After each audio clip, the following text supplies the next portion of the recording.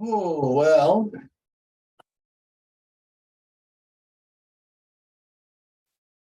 Let's see. We have 0 sage. We're gonna make do with what we got. All right, well, I'm gonna go to Jokwa. So what I don't see us nearly. Because he does Rio, you're just go and no Jay on Dutch going to start on that Taroni. They tell you what I do, Gurunga Gari, I guess. Yet he shot us a tank of Aqua. Yet in a start, you Hunzagi, then a Gueguscat Meganugwe. They tell you what I do, a Guades in me, Ganyat, the Gerda, than a Guego of Guadzere on Uncle Sopa. So a year than it couldn't do heads of that Gawis. Then, yet he saw the gun on there, on the heads of the career that he had a quite. Hello. Damdawi are on Hetzer and Kazakhstan and Ganugwe. Damdawi are on Hetzer and Asat Nigat Dardige, Ganyanga Haga, Radinato, Ronata Roni, Don Risk Rewgi. Damdawi Don Asat Nigat Dardige, Ganyaga Haga, Radinato, Ronata Roni, Don Risk Rewgi. Damdawi are on Hetzer and Ori Wheel, Ori Gori Schutzer, Don Kazakhstan and Gayandawana and they're gonna go through. Okay, so as you know, every time we get together for a meeting, council, ceremony, anything of importance, we always have to carry out on the God with Deco first. This is where we identify and give thanks to the things in creation that have created us and the things that continue to sustain us. So we always begin by giving our thanks to the great spiral of creation. And when you look up into the nighttime sky, you're not looking into cold, dark, empty, lifeless space the way that non-native science would lead you to believe. No, instead you are looking into the living, vibrant body of our great mother. And so we give thanks to her, to Sky Woman, as it is she who has given us spirit. From there, we give our thanks to the beating heart of our Mother Earth, to our grandmother Moon. It is she who regulates the flow of the lifeblood in all things. And so we give thanks to her, to Grandma Moon, as it's she who has given us blood. From there, we give our thanks to our Mother Earth, regardless of where you have grown up from her, what color you are, what language you speak, or what you imagine divides us. We all come from the same mother, making us all one family, sisters, brothers, all relations, all together. And so we give thanks to her, to our Mother Earth, as it is she who has given us body.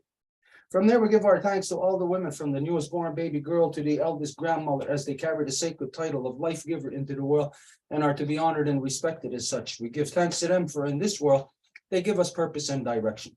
And I want to expand on that a little bit. We always expand on that part to identify how our mothers give us purpose and direction. That if you are a turtle, you're a wolf, you're a bear, no matter what you are being raised by your mother. You are being shown how to be.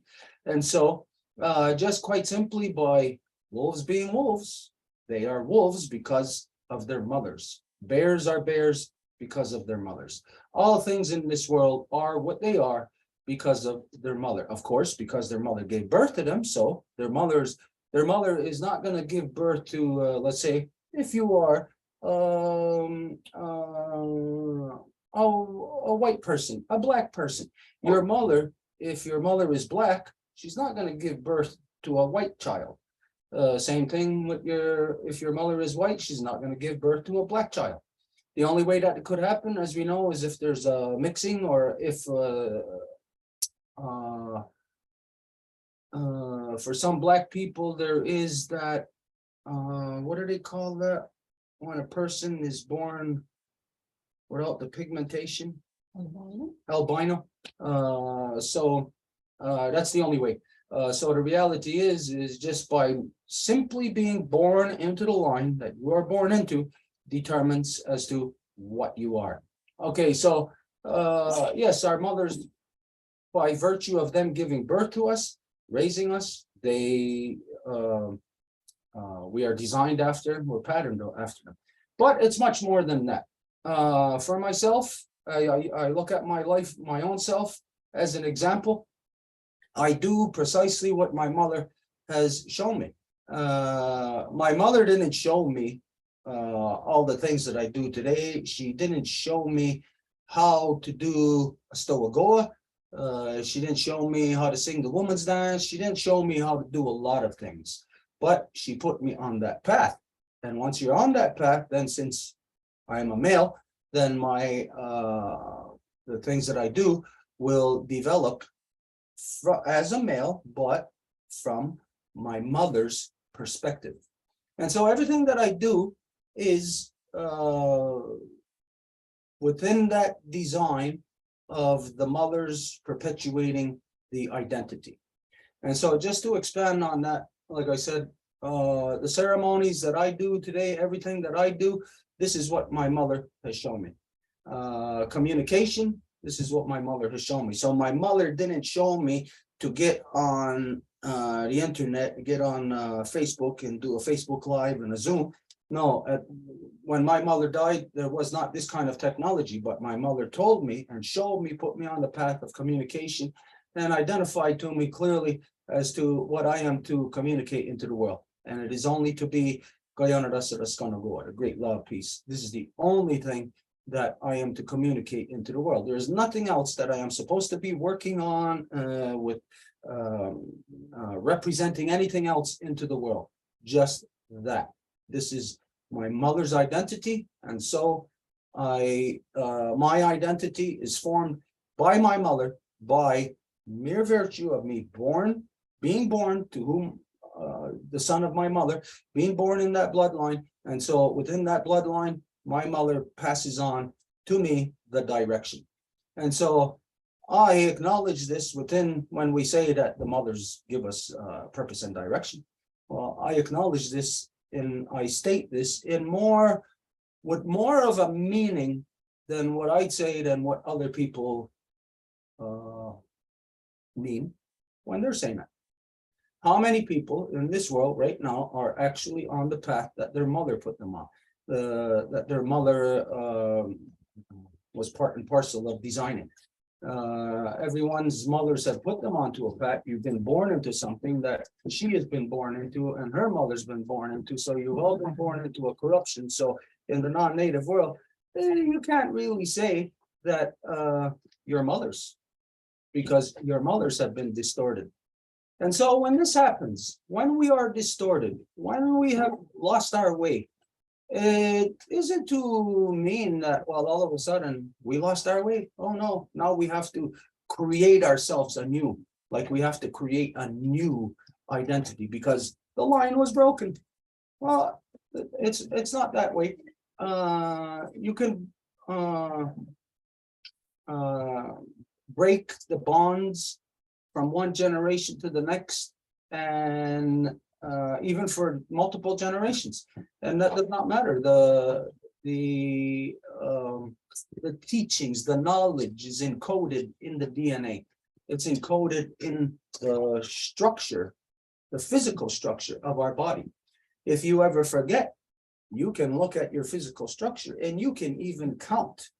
You can count using your own body and extrapolate that to the processes of our Mother Earth, the body of our Mother Earth, the creation of creation. So you can look at it, your own body. If you, let's say, you have lost your track for generations, and you got no clue that you're even a human. You can observe your own body. Look at all of the physiology of you, look at how you're put together, and you could easily conclude, you can easily deduce the path that you are to be on, what you are supposed to be doing. And so here we are today in a world where everybody is doing something opposite than what they are supposed to be doing, which means that no one is in fact actually following in their mother's footsteps. Who is truly following in their mother's footsteps. Now, maybe you're following your mother's footsteps into maybe she was a doctor, so you become a doctor. Maybe your mother was an engineer, so you become an engineer. That's following in the footsteps of not what she is naturally, as to what she has been manipulated into becoming, into being.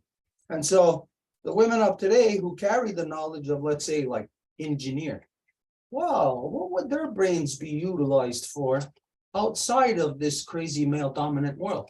What would a woman, a life giver, who's got the brain function of an engineer, what would she possibly be doing with that outside of this non-native world? Is it this non-native world that has created knowledge, that has created knowledge such as like to be an engineer? No, they haven't created that. The non-native world hasn't created nothing. When you see the technology in the non-native world today, this is quite simply by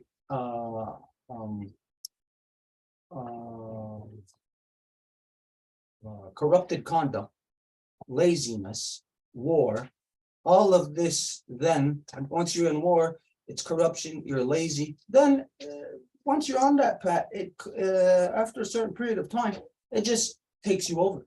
You are no longer walking on that path. You are being led down that path. And so the women of today who are thinking that they're passing something on to their daughters and leaving them some type of legacy, again, like maybe a doctor or something like that, you are not leaving them your identity or your legacy. You are leaving them something that you have been manipulated into, something you have been enslaved into. So what would a woman who's, who's in the field of engineering, what would she be doing with that engineering brain? Well, what is the domain of the life givers? Within the delicate balance of creation, domain of the life givers is, of course, to give life, to improve it, to look at all the ways as everything that they're living, as to how they can improve it for the next generation. And so what you have is ultimately when you have women living in everybody living in the proper way, then you have a mother handing down to a daughter, handing down to a granddaughter, and so on and so on. Then you're handing down proper human engineering, where a woman, a life giver, would develop a new technique for working in the garden, for irrigating the garden, as opposed to the techniques that are utilized today. Everything that is in the minds of women today who are in the field of academia or who have been led down that field, you have that knowledge intrinsic within you. It's not something you got to go to white man's school for. You don't got to go to that school to get that knowledge. All you have to do is be living within your daily lives to be able to affect improvement from one generation to the next. And this is how the women are give us purpose and direction. Because then the woman from one generation to the next will say, okay, well, maybe they've got this improvement of irrigation. And so then the women direct their men to affect that into being. And this is how that the women give us purpose and direction. But of course, that has to be balanced out. And as you know, the women aren't just going to do stuff just because the men tell them to, and men aren't going to do stuff just because the women tell us to. Well, in most cases, we will. It's that way. It's kind of like unbalanced in that way. But it's a joint reciprocal evolution that the women and men together create, because as the women are filling their role within their identity, again, it's stuff about perpetuating life. So the women would be finding new ways to improve the cultivation of foods, of things of that nature. Even it's not even the men that develop or discover proper, say, cleaning techniques of a hide, of a deer hide or a moose hide. That's not the men that discover that. No, that's the women. That's the life givers that have discovered and made so many call it discoveries or practices of life that that we have adopted, behaviors, all of that. It's because of the women, the life givers, and it's out of love. What we see that when we follow the males, then of course we're following the males into war, and nobody goes into war out of love. Everybody goes into war out of hate, out of their own anger, out of their own shortcomings, out of what they can't do or provide themselves, or the freedoms that they don't have. And so all of this builds up inside. And when you get a bunch of men who are like that together, then you get a collective of warmongers that, as you know, devolves the world to the current state of where we are. And where is this current state that we are at? Well, the technologies that are being developed every day, that are being unleashed upon the world, are not decided by humanity if we want these technologies, if they are good or if they're even proper. The people are not making these decisions. Who makes these decisions is money. Money makes these decisions as to anything that humans do today is all determined by money. And so it's a guarantee of that you're going to have the most corrupted product. It's going to be the cheapest. It's going to be the one that's going to break down the most. It's not going to last. It's going to be the cheapest possible product that you can get. This is what the society is pumping out today. So if you think like let's say you're as humans, you produce, let's say you got a factory that produces something. All humans in the world go to this one factory and they produce widgets. Well, the widgets that we're producing now is garbage. They're designed to break down. They're designed not to be flexible or durable. They're designed to have a shelf life of, if it's construction or something, less than 30 years now. So everything in the non-native world is now junk, and it is designed not to last. It's designed to break down, so that you are locked in a perpetual state of capitalism, where you constantly have to buy the next thing, the next thing. I have to buy this next new thing. But when you consider in creation that prior to the darkness of the white man here in Turtle Island, that the technologies, the improvements were all things within a living society that was conducive to creation. So you know that everything that the original peoples had created, the things that we had invented, it was a long drawn out process. We can't do like what the white man does. White man's got an idea in their mind. Hey, let's make guns. Here you go. So you got billions of guns all over the world. In our world, we can't do that. Where you have good people, you can't do that. In the non-native world, you can do anything that you want, all corruption that you want. And in the non-native world, there's the majority of non-native people believe that they're good people. Well, all of you who think that you're good, of course, you're lying to yourself. You are part of a collective that is evil.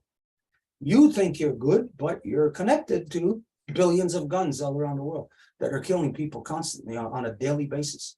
You think you're good, but you are polluting the world. Even if you pull out of, say, like you never drive a vehicle, doesn't matter. You're part of a system that is hell-bent on destruction. And from where you are, you cannot do a damn thing about it. So ultimately here, what we have is a clash of two worlds. what are these two worlds? Well, the clash of these two worlds is white non-native women and native women. This is the clash of these two worlds, because everybody says, every male says, whatever they do for their wife or their mother or their girlfriend or something. Well, then let's just compare the two worlds then. Non-native women, your men, what do they do? If they do everything for their women, for their wives, for their loved ones, well, they're creating, as you know, weapons of mass destruction. You're creating biohazards. You're creating all kinds of things that kill your children. Today, I was feeding the horse this morning, and I always I break her hay apart because she likes that. And as I'm breaking it apart, I see, and I'm thinking at the same instance, I see how microplastics get into you, get into everything.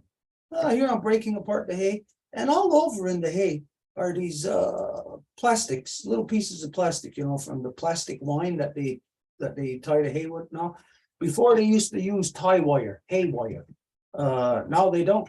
At least before, if they used tie wire, hay wire, metal to tie the hay, at least that can be reused. People reuse that.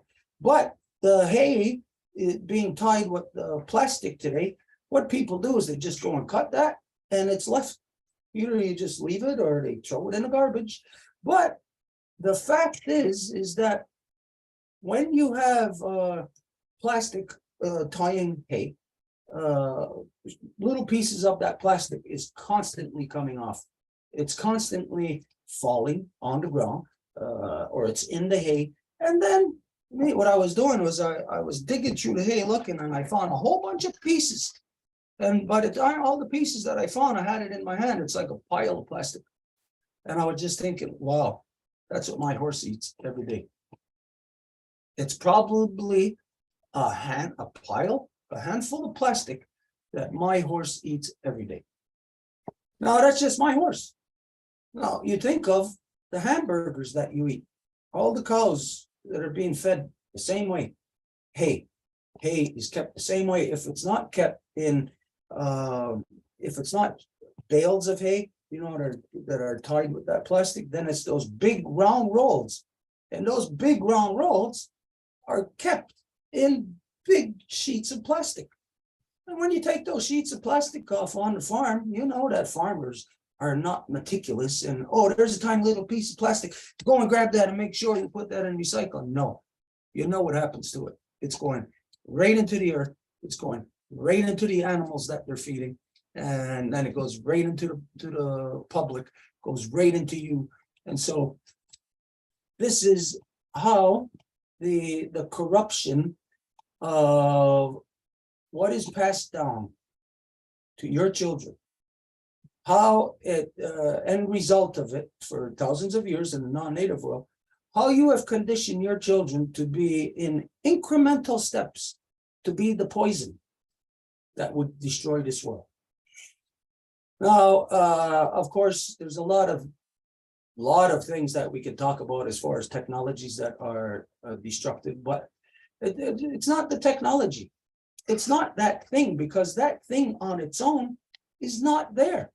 It's the human that creates it. So it's not that thing that is the problem.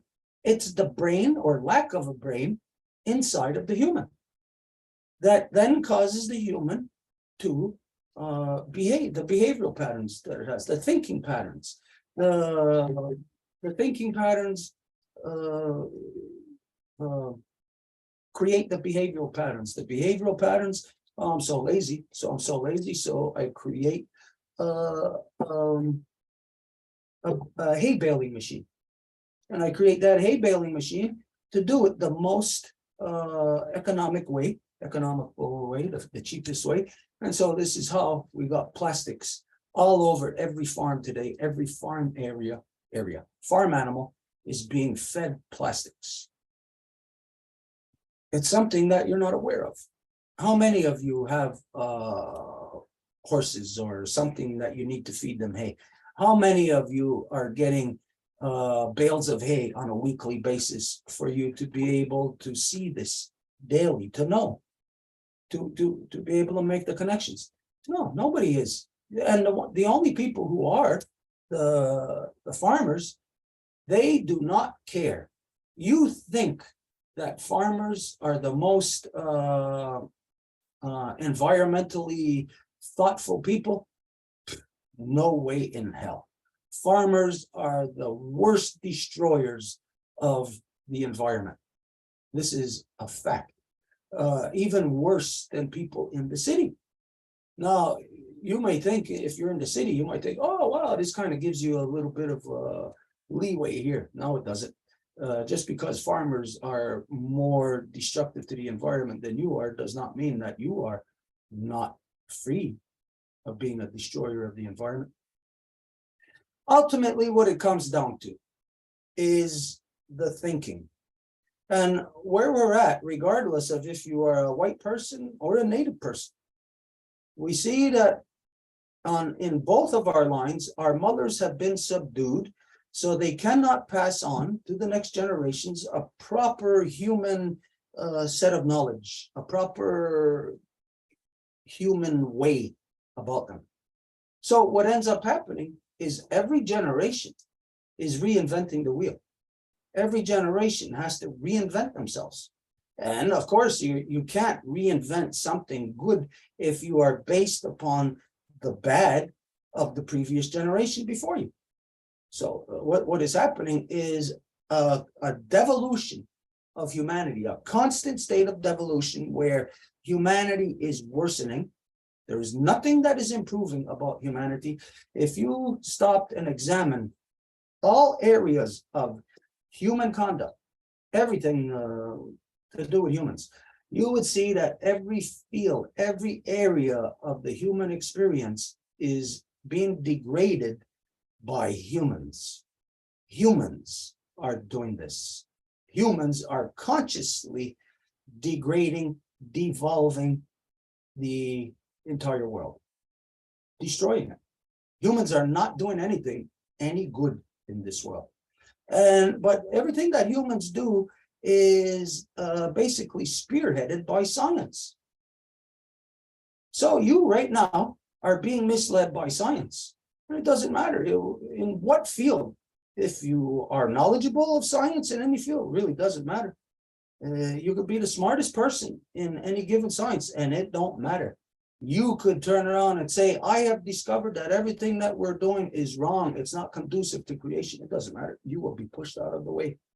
Because at this stage, we are so close to complete and utter destruction that there is no non-native entity on Earth that wants you to talk about it.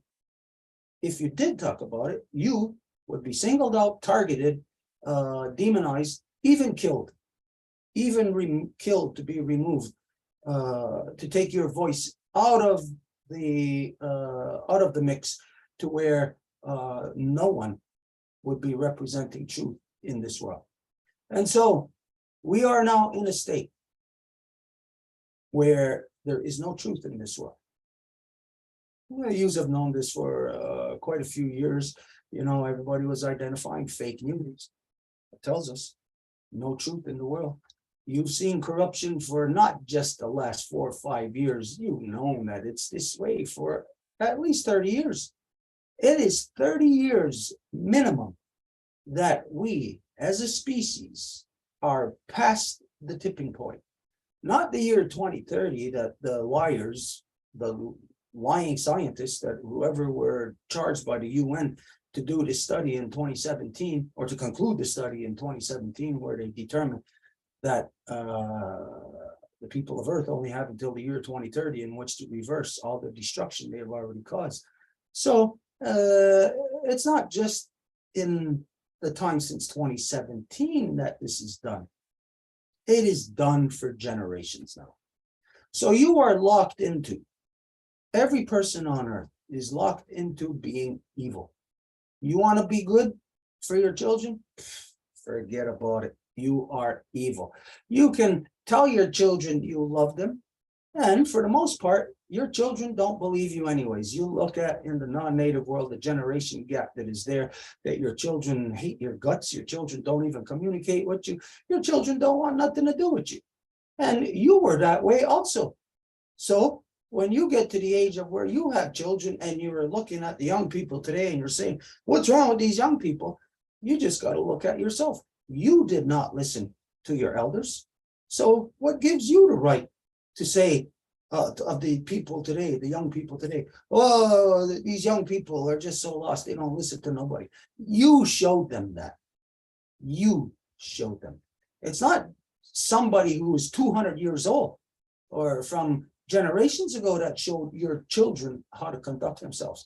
It is you who have shown your children corruption. Of course, you don't believe that. You think you're a good person and you didn't show your children any corruption. Well, you are wrong. Plain and simple. It doesn't matter who you are. No matter what you think of yourself, you are wrong. You are lying to yourself. The only way that you can be a good person is to address all things. If you don't address anything, then you're just handing down the whole ball of wax to the next generation. And who in that generation would want to give a good goddamn about you? Who would care about you if all you have done is pass down problems to your next generation? You don't realize who and what you are. And it's not to say like you can define yourself. No way. It doesn't matter what you define yourself as or what you think you're doing that defines yourself. No. What defines yourself is your children. Look at what your children are doing. And so, well, then you can see that, well, maybe you weren't a very good person. When you see that your children are not listening, that's you. When you see that your children are fighting and getting into trouble, being disrespectful in school or whatever, that's you. It's not your children, it's you.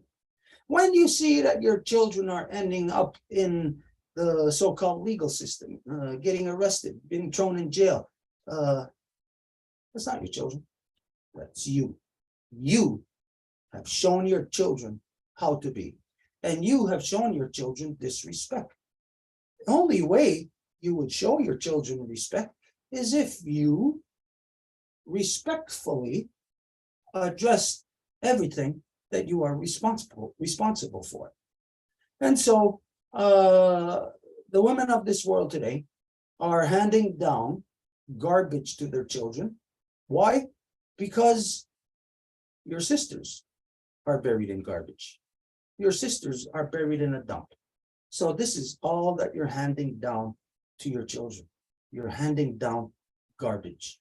And anybody listening to this right now, of course, you might not know what I'm talking about here. I'm talking about the 4 life givers that were supposedly dumped in landfill sites, garbage dumps, outside of Winnipeg, Manitoba, where the police have identified that where their bodies are, but have said that they're not going to dig up their bodies. So this is where the women are. And so this is what you are passing on to your children. Women buried in garbage. You pass that on to your children, what's it going to look like? Women buried in garbage. Well, what are your young men going to be treating their women like? Going to be treating them like garbage. Why? Because you are telling the world you are garbage by allowing what is happening to happen.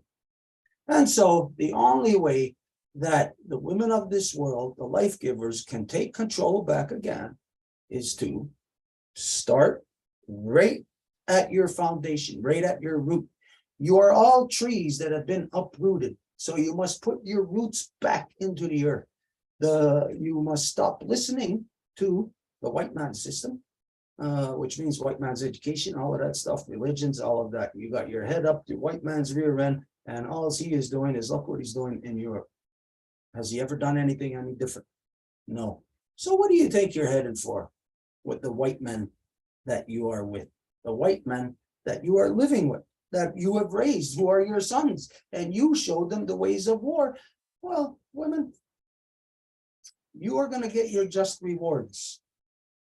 There is a friend of a friend whose son was joining the military. And this was a fragile girl, very tiny, fragile girl. And she didn't want her son to join the military. She was against it. And her son joined the military. And it broke her heart. And her mind is split like this. This is where you say, split the sky. Her sky is split. What can she do about that? Did she actually create her son that way? Because this girl feels like what's the term here? Like abandoned by her son, or even traded against, by her son, because she's a peaceful person, she's against war, and her son goes and joins. Well, her son goes and joins the military because that's what he's grown up in, that's what he's shown. She didn't do nothing about it all her life. That's what she's shown him. And so she's paying the price for everything that she didn't do nothing about all her life. So this is what will happen to everybody. Everybody can think they get away with everything, but well, nobody's going to get away with anything. And if you are part and parcel to corruptions, well, those corruptions are going to come back and they're going to bite you. They're gonna turn your world upside down. The only way that the life givers can pull themselves out of this and to heal the generations is to start addressing. So, what is it that we are to address? Well, there is corrupted behaviors, corruption inflicted upon the life givers all around the world. And this all originates out of the white British European. It is their colonial genocide, their conduct towards women, their conduct of hate, of anger, of war, aggression. That conduct has spread around the world and filled the minds of everyone. Everyone who the non-native women have had children with, you have perpetuated this corruption. And so you perpetuate corruption, comes back, slaps you in the face. Good for you. What do you expect? So you do something, if you're part and parcel to corruption, it's gonna come back and bite you in the ass. And when it does, good for you. You deserve it. So knowing that there's all this corruption and knowing that it's gonna come back and bite you in the ass, well, maybe you might examine it and determine that, well, it might be good to address it, to eliminate these things before it's forced upon me. If I do it of my own free will, I can maybe do it in a reasonable amount of time to have all of these things, corruptions squeezed out of my life. Or if you're just like any non-native person, you're just waiting, allowing things to happen to you, and you can never push anything out of your life. And so it's only through this process here, this discussion between the original peoples and the non-native people, where we are addressing corruptions that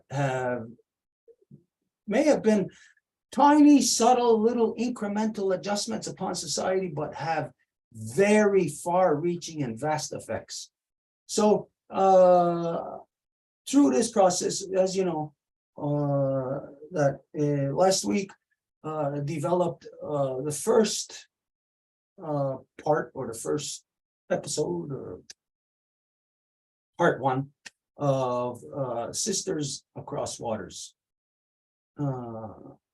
This is where the life givers here of the original peoples can share their story, and then the non-native women to share their story also. Do we need to hear the non-native woman's story? No, we don't, because we already know what it is. We're not out to hear and to listen to non-native women. We're not interested in that, not at all, not one bit. What is there to listen to when you comply with corruption and comply? You're going to listen to somebody complaining about something that they don't do anything about themselves? No.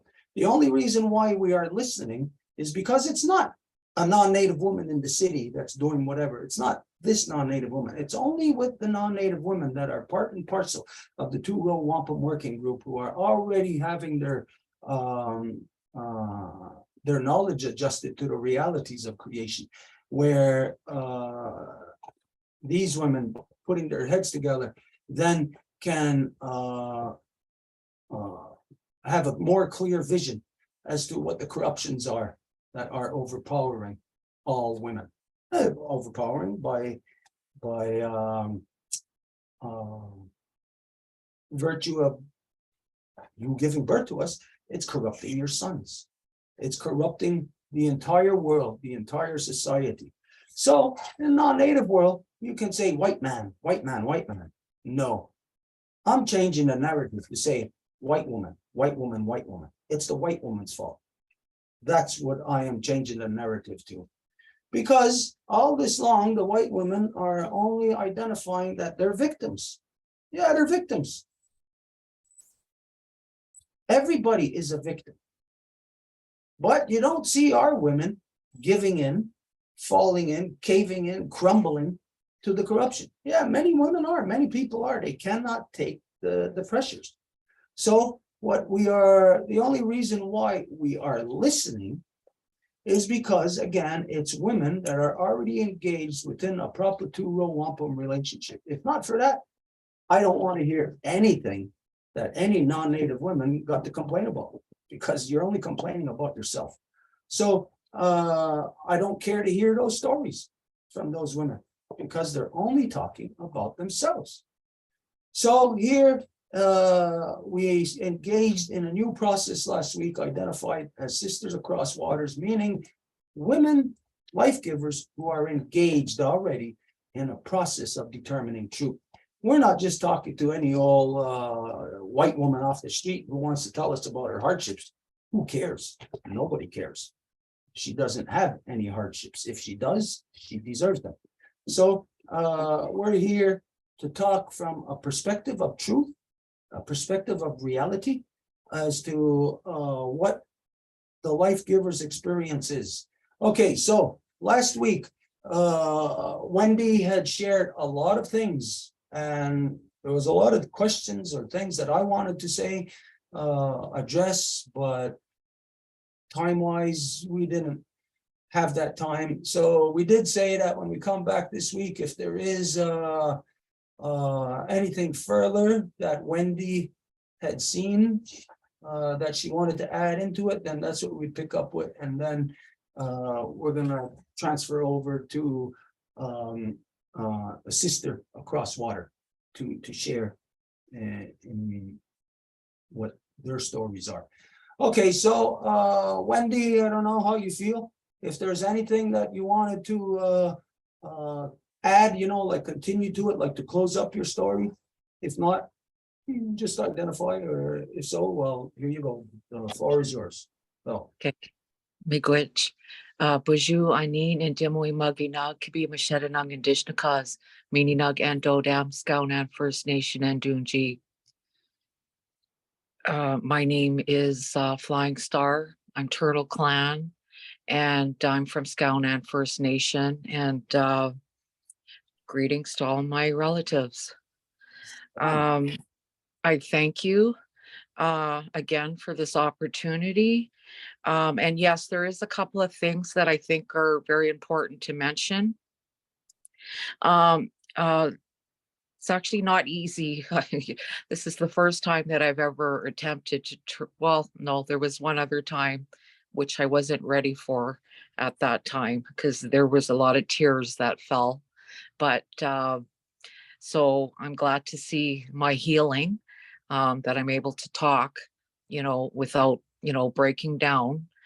There were a couple of hard parts there, but that's okay. It's part of the journey. And so there is a couple of things that I do want to come back to and expand upon. And I guess, I'll start with my relationship with my mother, because it's very important. And you know, I have to say that back in 2017, okay, that's when I began my healing journey, having to do coming out of a very hard 5 years after my daughter died. Because, like I said, it led to many medical issues, and it brought out chronic diseases that were already in my body, and cancer and what have you. So my daughter suddenly died in 2012. Gentle Eagle, Crystal Dawn. She was 25 years old, and that was a sudden death. She was sick at home. Her baby was only a couple of months old. And we had plans that time. I remember the last time I saw her was at my son's birthday around February 3rd. I don't know if we actually celebrated that actual day, but she was there with her partner and the baby. And I have a picture of that day of holding the baby, Jalen. And see, my daughter died on February 8th. So this is hard. Okay, I'm feeling this already. Ooh, it was very traumatic.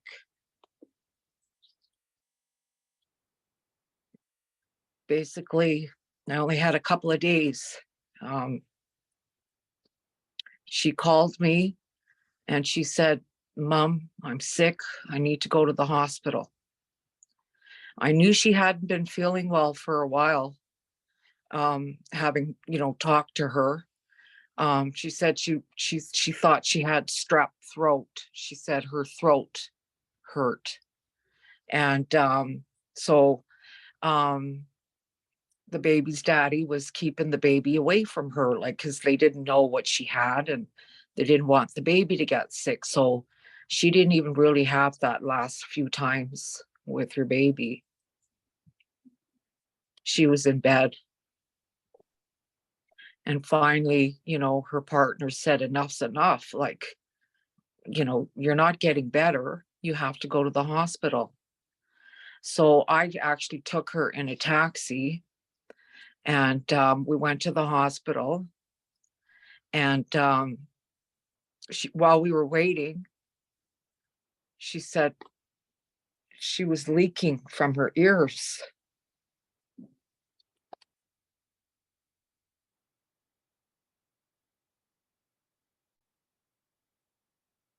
And it's amazing because I've spent the last 10 years getting to know on a personal level our medical system here and their policies, and basically the discrimination towards our people. It's really bad. And because I've personally experienced it every single time I was in the hospital. And so I don't know. So what ended up happening was, I don't remember if I had asked them to give her a blood test. Of course, with the knowledge that I have now, I would have demanded it. Um, but ultimately they sent her home with some antibiotic pills. And I really don't believe they took a blood test, because they wouldn't have sent her home. So anyway, I got her dropped off at home. And that was a Saturday. And by Tuesday, I think by Tuesday, she was being rushed in an ambulance, because she had said she couldn't even hold down those pills. So she had no chance of recovery. she just actually got worse and worse. So by the time she ended up at the hospital,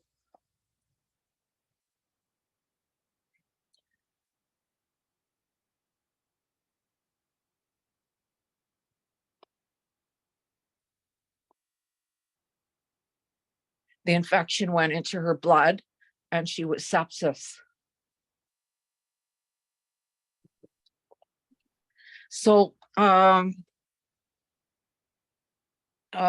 that led to ultimately kidney shutdown. And we transferred to another hospital because they had better care there. But ultimately, that's when I found out that she was self-prescribing herself Tylenol threes, because what they had said was that's considered a narcotic. And they know through the computer systems, like anything that anybody's prescribed, there's no hiding that. And so there was no prescription for that to be in her body. So I know that she had friends, like people that, that she could get these things from. And so, because they told us that this automatically disqualifies her from a kidney transplant. She's automatically considered a drug addict and it disqualifies her. So I learned about that policy. Anybody that's an alcoholic or is drunk or takes drugs, you basically, they're not going to fight to save your life. And that's, Canada's policy. So at the same time as this trauma, they also said that she had Percocet in her body as well. And so from what I'm learning, through friends afterwards, that was something, she did. She took Percocets, pills, and I guess Tylenol threes too. So I don't know if that led to anything, why it happened the way it did, but I think it was a matter of that infection being in her body too long and her not seeking help soon enough and trying to self-medicate to get better, and it didn't work. And so within 48 hours, my daughter was gone.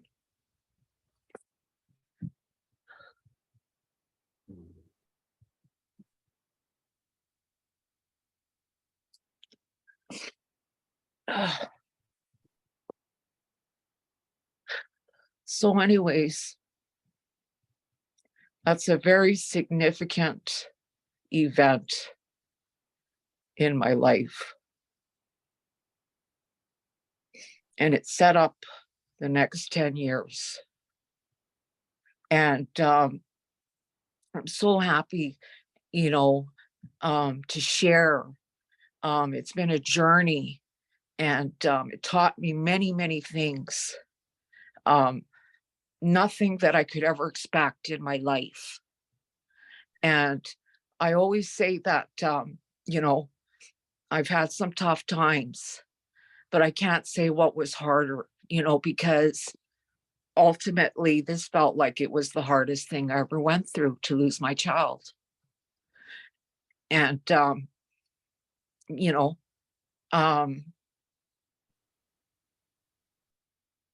and I just went silent because I had too many things to cope with, like physically. I didn't go angry because I've been angry with grief before. I was angry when my sister suddenly died at age 29. But this time I wasn't. I didn't ask why. I said nothing.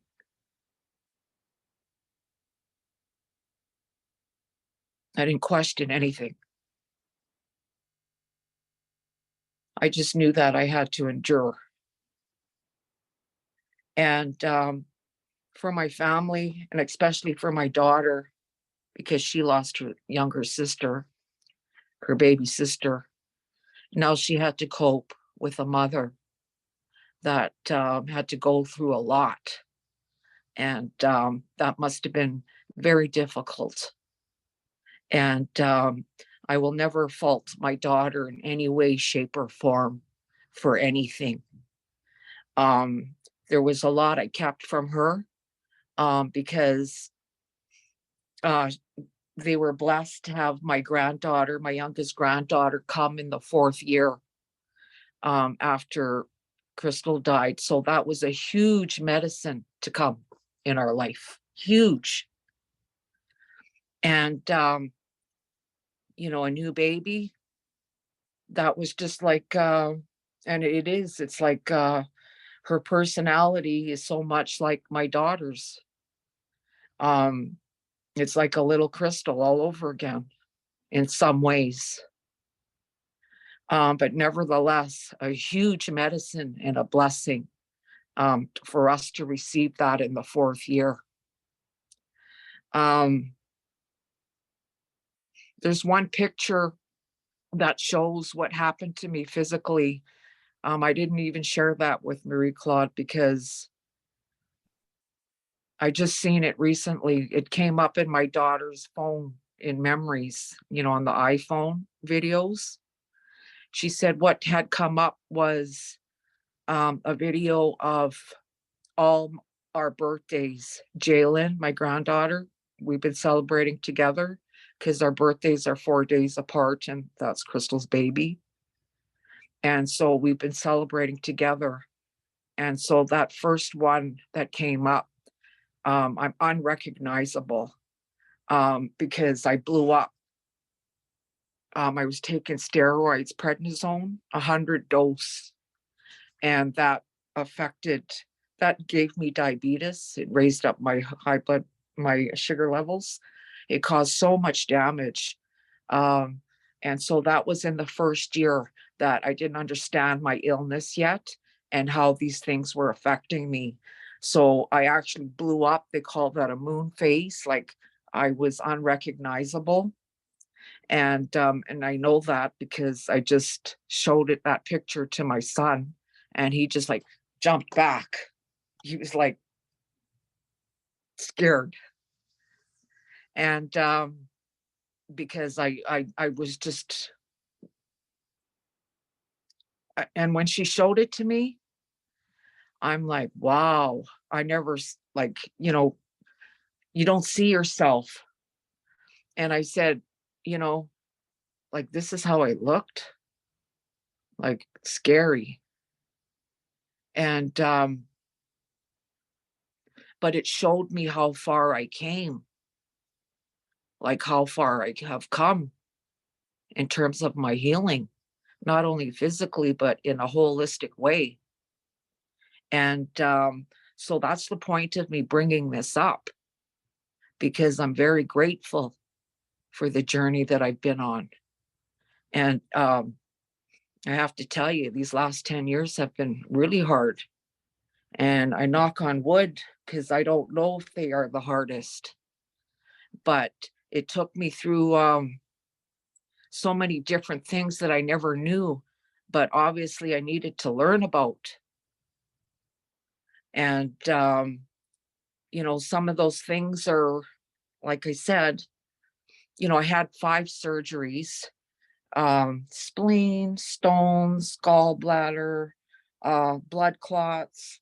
I had some, you know, I developed severe diabetes. I was on 4 needles a day and pills.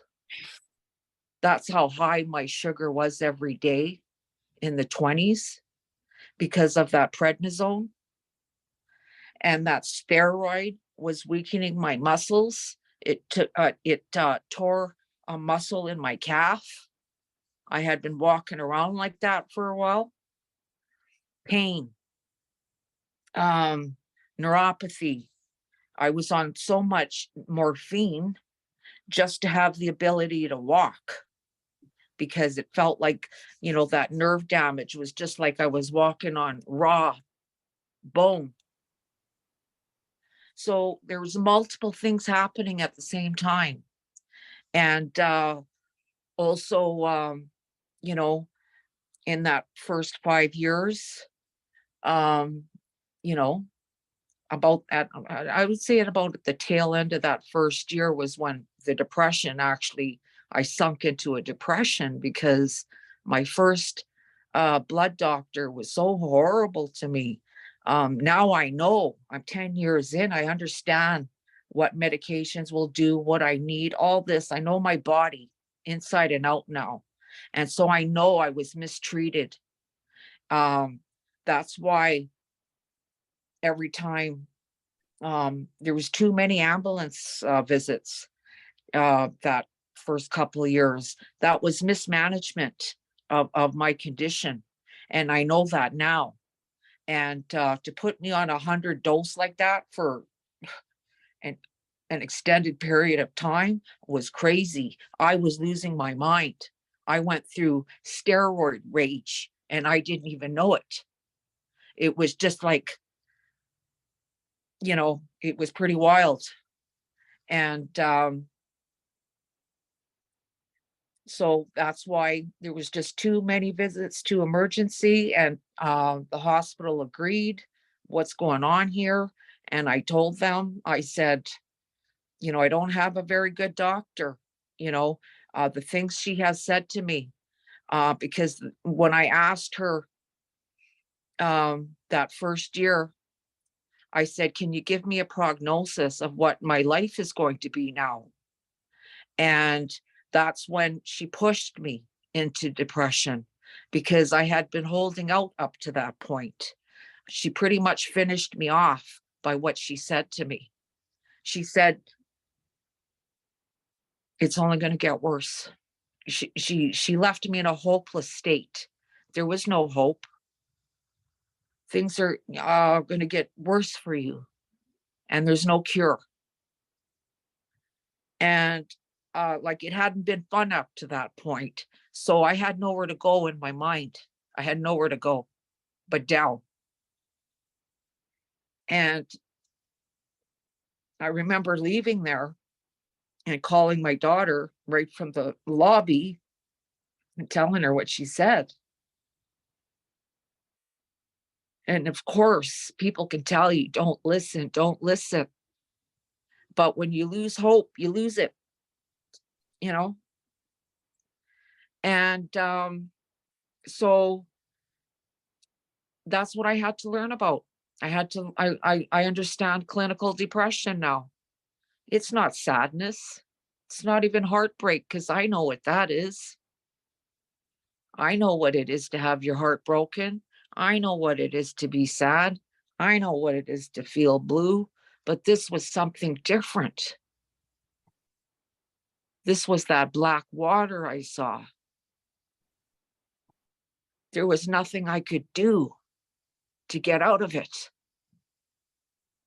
That's what I discovered. It was like all the prayers in the world didn't do it for me.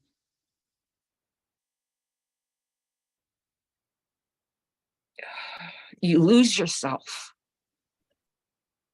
I didn't know who I was. This person that didn't have any motivation, lost any ambition. That's not me. Because I've lived my whole life setting goals. That's how I survived. You set one goal after another. What's next? Where are we going? That's how I lived my life.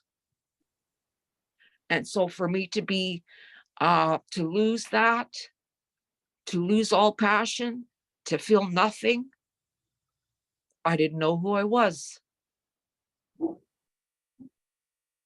And that's nothing I could shake off. I couldn't shake it. So that first year of all the medical issues, guess what I was put what I was approved for medical disability for, my depression. Not even all the other shit I went through, because that depression rendered me, I don't know, just a body. Um, because I remember begging God to help me. So that first year, my family did what they felt they could do, and that was taking me to medicine people. My dad was still alive, and like I mentioned, he wanted me to go and see someone, and he made my brother do it. And I say made because he wasn't doing it. So he actually kept at it and yelled at him. He said, do this. So I never said no to anything. If anybody wanted me to go somewhere, I never said no to healing. I said yes, I'm willing to try anything. If this is what you guys want, let's do it. If they wanted me to drink medicine, I did. If I needed to wear a certain cloth, I did. And you know, um,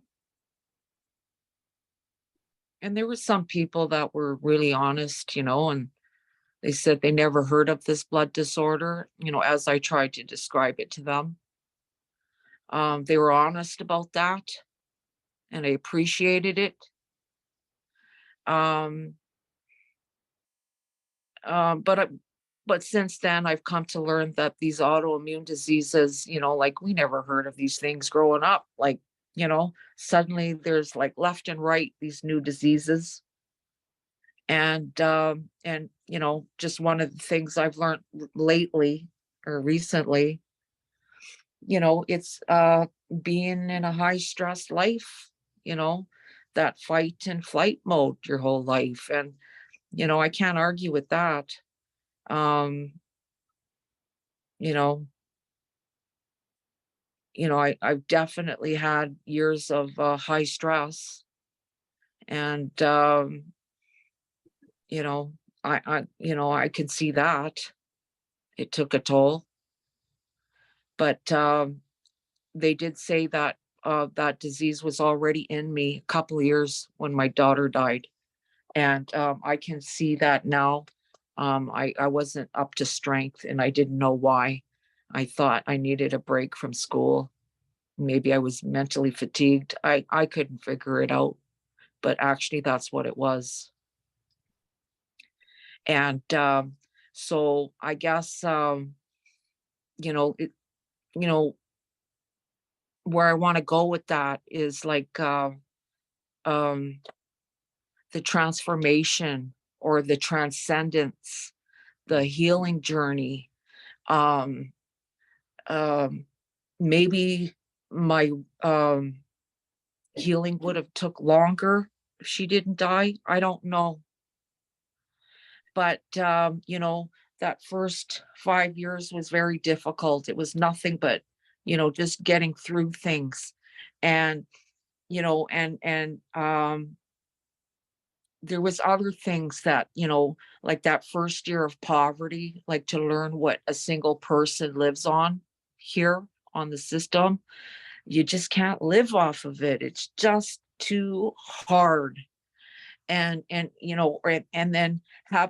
and then being a sick person, to have to go to your medical appointments every week, like this is not easy.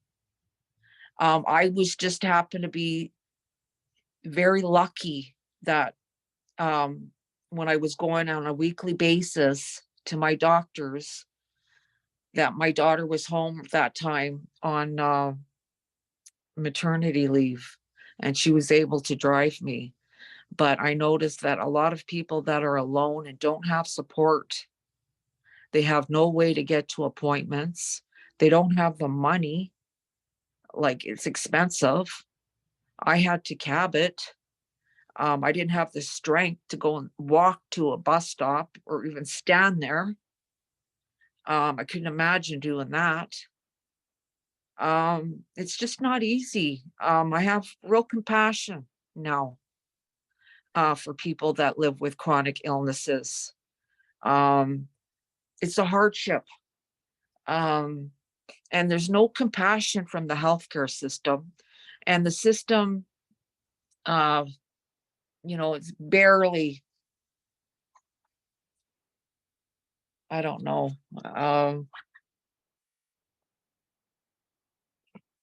I don't know what to say. I don't want to get to go off on the political side of that, but you know, those are real things that happened to me. I was discriminated against at my lowest points in the hospital.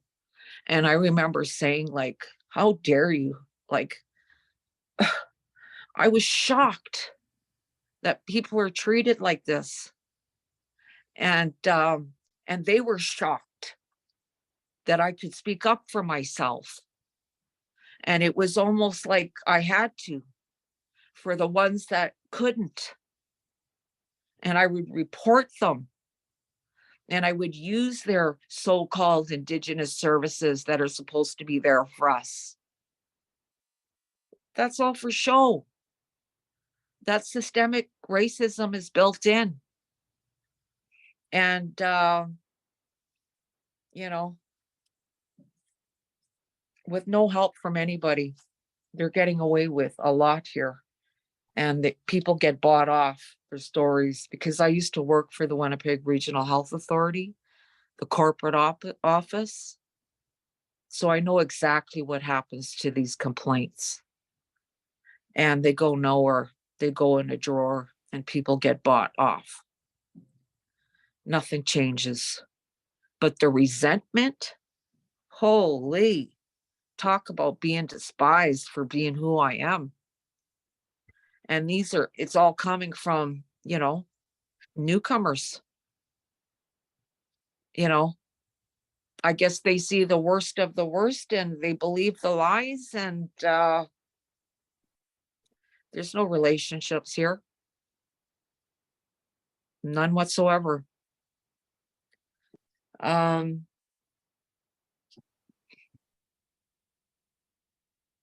so I'm grateful for my daughter in many, many ways. I'm grateful for, being on the other side now. I'm grateful for the teachings. Um, I got to see how other people react over the last 10 years. Couple tried to come here and take advantage, thinking I'm so sick, I'm going to just take their shit. Male dominance behavior. Hell no. Not even at my lowest. And those were close family members. And friends dropped off. People were around that first year, but they're not going to be there for 10 years. I don't have a fancy title anymore. I got to learn what socioeconomic discrimination means. I got to see it in a couple of multiple ways. One, I didn't have a title, no job. Those socioeconomic discriminations, like I'm Indigenous, I'm a woman, am I working? Do I have a disability? All these marks against me. And also my address. I couldn't believe that because I also had to move to find the cheapest rent, because now I'm on medical disability. I'm not paying my rent. I'm not working. So now I got to find a cheap rent. And where do you go? You go to the North End, where it's not safe. And so that's where I went, the area I was raised in. And just to save a few bucks and have some survival. And in one place, I guess the neighbors gave us a couple of days, but he came over, knocked on the door, and introduced himself as a drug dealer, just to let me know he was there. And the other place, I ended up having to move like a few times during that time. And staying in the North End. And when you're on assistance, they will pay for a moving, um, to help you move, I guess. So I tried to do that once. And the movers, didn't matter which one I called, wouldn't come because of it was a North End address. And so then again, an example of geographic discrimination. Could not believe it. And there again, I broke down. Like, what if I didn't have my family? My daughter ended up paying for a truck. Like, what if, what do other people do? These are the things I'm always thinking of. What about other people? So I don't forget. I don't forget. People had to bring me food there a few times. I was still a smoker. I don't know how I managed to. I was rolling my tobacco cigarettes. I don't know how I managed to keep smoking. But it was hard. It was tough. My daughter said she never seen my cupboards empty like that. Like, to just have enough. Never. She never grew up like that, because that was my policy, right? Having been raised with no food in the house. That's the one thing I did, was always had food. I went to, I had to learn to use the system. I went to food banks. I learned that most of our people don't even go. It's mostly immigrants. Our people have a lot of pride. I don't know. I noticed that when I was a student as well, an adult student. People wouldn't use the food bank, and were they ashamed? I don't know. But everybody else is using them. And I also wanted to be able to say later, accept the help if it's there. Yeah, I want to encourage people to do that. Don't be stupid, get the help if you need it. And the only reason I stopped is because it's too high carb for me. I cannot eat that food. I'm diabetic. It was all high carb food. And so I actually, me and my stepdad, I would pick it up. I think I was entitled to get it once a month, I believe. And I would go and get it, but I gave 95% of it away because we couldn't eat it. And that's when I was fully into my health change. In the early days, yeah, we would have ate it because we basically survived on takeout food in those first years. That's actually how my son started to gain weight. And plus, I couldn't see him serving himself cereal in the morning. I guess he was going for 2 big bowls. I was wondering why I was going through so much milk. But once I discovered that, he's never had cereal again. Cereal's never been in my place. I cook breakfast for him. And but like I said, we've had a complete lifestyle change. And yeah, so poverty, pain. Oh my God, I've had so much pain. Uh uh but what's so great about it is I got through it. And when I put my tobacco down in 2017, and I was ready, like, okay, let's battle this, let's do it. Like, I said, I'll share everything apart, that I've been through. And I started a holistic healing journey, mind, body, spirit, and emotions. And what I did for one helped the other. And so things led from there, one step at a time. Things started to get better. Very quickly, my diabetes went away because I was walking every day and I was eating all low carb, the lowest carb that I could. And because I took it serious, and I started intermittent fasting. At first it was just gradual. I'm like fully into this lifestyle now, but it took me 5 years to get where I am today. The changes were not overnight with how I ate. It was all a gradual, process. And I can tell you that my diabetes endocrinologist was not happy for me because no prescriptions, no more insulin, and no more pills. You think she would be happy for me? No, not at all. And I was like, wow, okay, this is wonderful. See you later. Never. And so, yeah, I have some doctors I would like to formally write a complaint now. I have their names, I have the full incidences in my mind. Those are to dos that I would like to do. Not that it'll ever go anywhere, but what the hell? Let's put a mark on their employee file. And um, I don't take life for granted. I've had to fight for my life. I've almost lost it a couple of times. Um, Even to be able to walk, how grateful I am. And I have to tell you, I want to expand on that a little bit because my walking outside, I didn't know what was going to happen.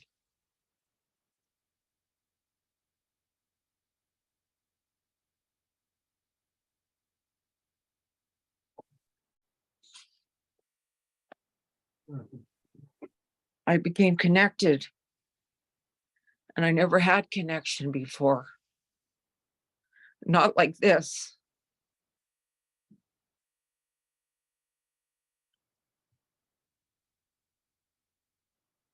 Because part of my healing was I went to my Turtle Lodge and in 2017 because I knew that was the first thing I needed to do. And I spent a week there. And first for 3 days, I cried over my mother. I didn't know that was going to happen. It wasn't even for my daughter. I was crying for my mother.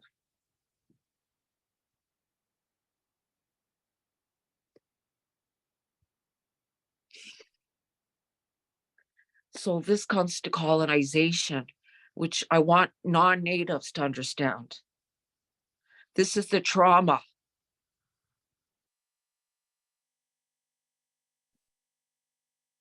that we carry. It's a loss.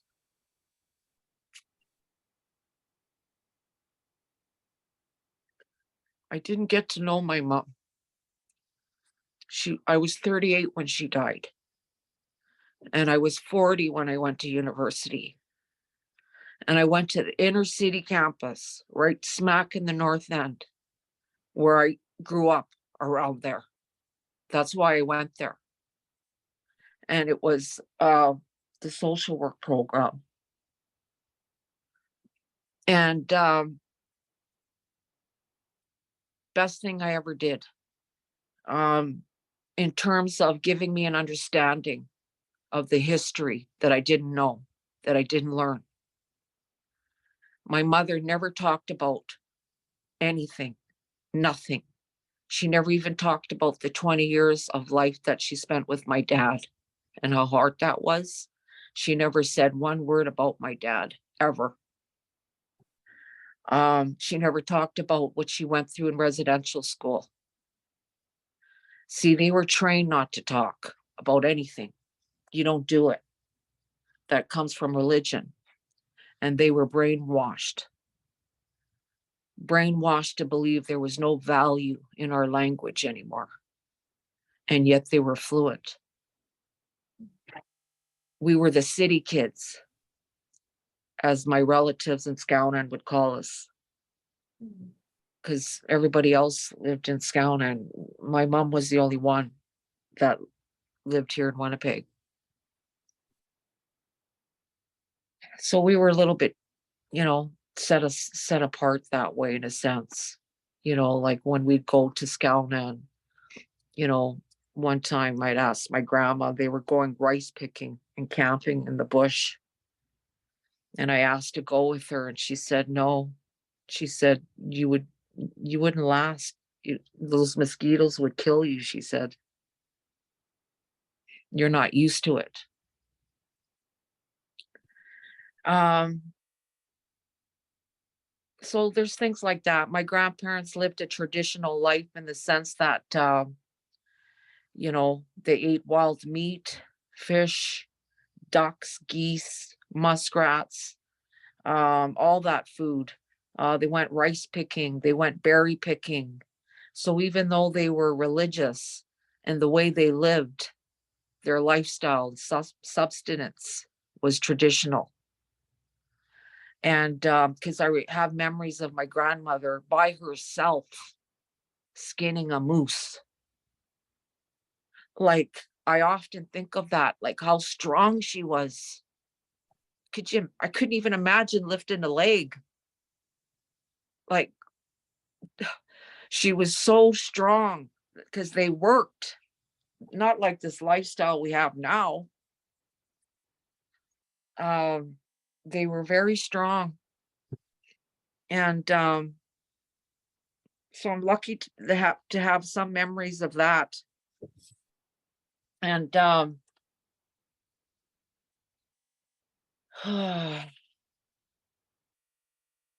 I want to get to the part of my healing with my mom. Going to the lodge there in 2017, like I said, I couldn't believe it, and I shared it there. Like I said, I'm feeling the loss of my mother, and I said, I haven't cried like this ever. And I put on 4 memorials for her, where I gathered my family around the anniversary of her death, and I put on a feast. And actually, I put on a first giveaway that time, things I made. So I honored her. And I did that for 4 years. And there again, no one told me to do that. I may have heard of someone doing that, but it came to my heart to do it. And so that first year, yeah, you know, with extended family, my brothers coming over and their families and them not understanding what this is. I just tried to explain to them, this is something that no one has told me to do. This is just something that I want to do. This is the anniversary. It's been like that first year. It's 1 year now. I want to acknowledge it. And I'm doing this for 4 years. And it turns out to be a very healing thing. And again, we would feed her spirit plate. And that's one thing that I started with my family, is offering food to our ancestors. And I started doing that young enough for that my children grew up with that. And I just want to mention my daughter. She had the opportunity to put on one dinner before she died, in the sense of with, you know, her new family. And she had put on a family dinner, and, they set up tables. She decorated it. It was so nice. And this was her first time doing that as an adult, as a mother, and as a wife. And she offered a plate. And she called me the next day crying. And she said, "Mom, Grandma came to visit me."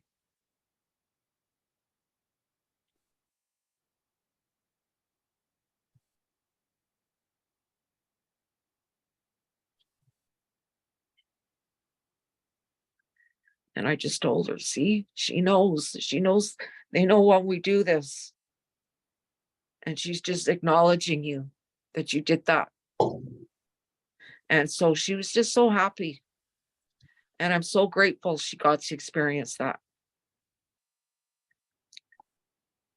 But my loss and my hurt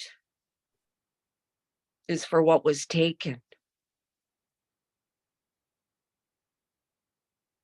It's not only the language or the culture, it's the relationships.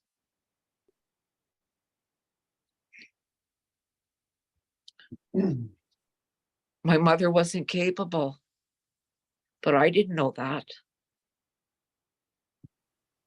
I had to guard myself from her over the years. I had to protect myself at times because of her unhealing.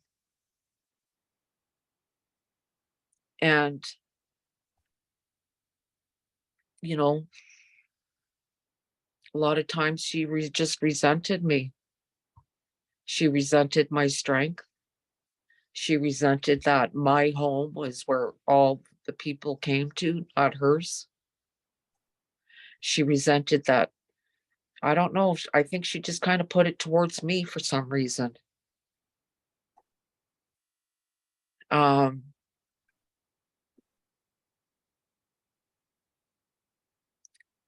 but what's interesting is I never stopped loving her. I never stopped loving my mother. And no matter what she did to me, I always forgave her in life. This is not after the fact. No, this is during life with her because my mother was always around me as an adult. She found her way to somehow move across the street or something like that. So she had an opportunity with my children to be around grandchildren and especially my son. She caretaked, she took care of him since he was a baby. That gave her the opportunity to be a loving grandmother while I was at work. And of course, my girls came home for lunch every day, so they got to see their grandmother. And so there was love there for my mother. She had a relationship with my children. I helped my mom a lot. I paid her for looking after my son, which because she was just, they were just on assistance. And they smoked and drank. So she always needed money and got into gambling there a little bit. And, I guess my fridge was her fridge. I was the laundromat. Um, I was a lot of things, a lot I didn't even know. But I'm glad, I'm grateful for that. I could say I really helped my mom. And, she did some crazy things, maybe during a drunken period. I don't know. But she tried to have my kids taken away, like through CFS. That was crazy. Like, and thank God my kids were old enough to speak for themselves. Like, this is insane. Just kind of stuff like that. Like, where people are in their traumas and living out their stuff, like, and maybe unhealed. they can't really be happy for people. Like, people actually do try to take people down. Jealousy. And it could be that close of a relative. And that's what I mean by being guarded. Those are a couple of hard ones, but I always got over it too, eventually. I never stopped not talking to my mom. I never turned her away, and I always helped her. But was it a close relationship? No, not really. How could it be? There was so much things not understood. So that's a part of my loss. But also what came out was the compassion and the love for her as a life giver, to acknowledge her as a life giver and the pain of her life, the abuse, um, the oppression, and the internalized oppression, not having a voice, not using it. I cried a lot. I seen her, and I was so sorry for her pain.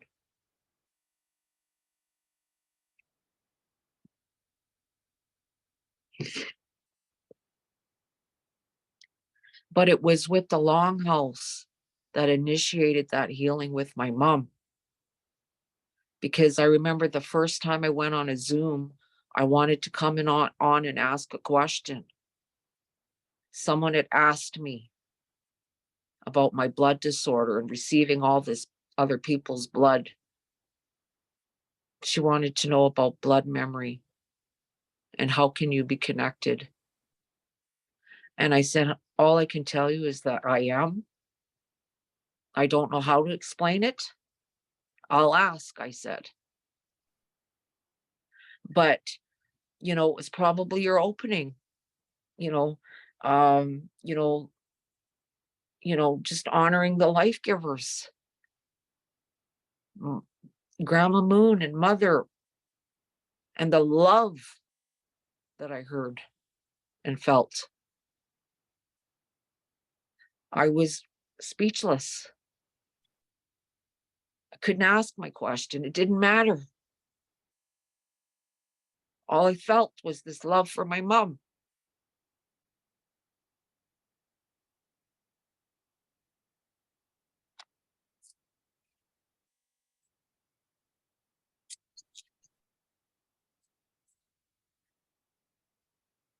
So it had to begin there. And it had to, because that's the only way I can speak about her now. you know um and then just acknowledging her and our relationship, and the loss was healing. you know that you know how I would honor my mother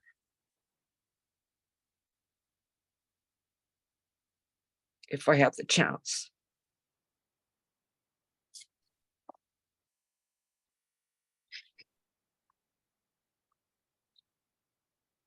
So this is all in part where I'm at. It comes from there. um it's no mistake.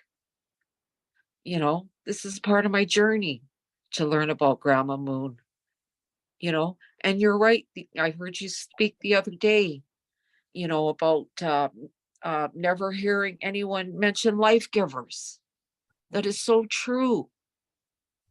Now, these Indian organizations are using the term AMC and Southern Chiefs.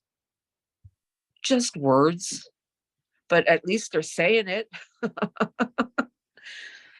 you know, they never spoke about the women, were never acknowledged in any real way. So yeah, I'm starting to see that. And but the power that that gave me in my life, and I've said that before, and that's what went into my giveaway. And you talked the other day about the opening. Those words mean a lot to me. And when I say, when I can talk, speak my matrilineal line, I learned that from you. That's power to me. I'm connected to my ancestors. I invoke their spirit every time I mention their name. I'm connected. And that connection runs deep. That's what it means to be Anishinaabe. I didn't come from another country. I didn't come from no other land. But I'm treated like I'm an outsider here. That's ridiculous. I will never let anybody shame me for uh, the, me being in my identity now. We've had 500 years of shame and assimilation. Not happening. We've turned it around and we're starting. This is the beginning, at least. And I know my ancestors are happy and they're with me.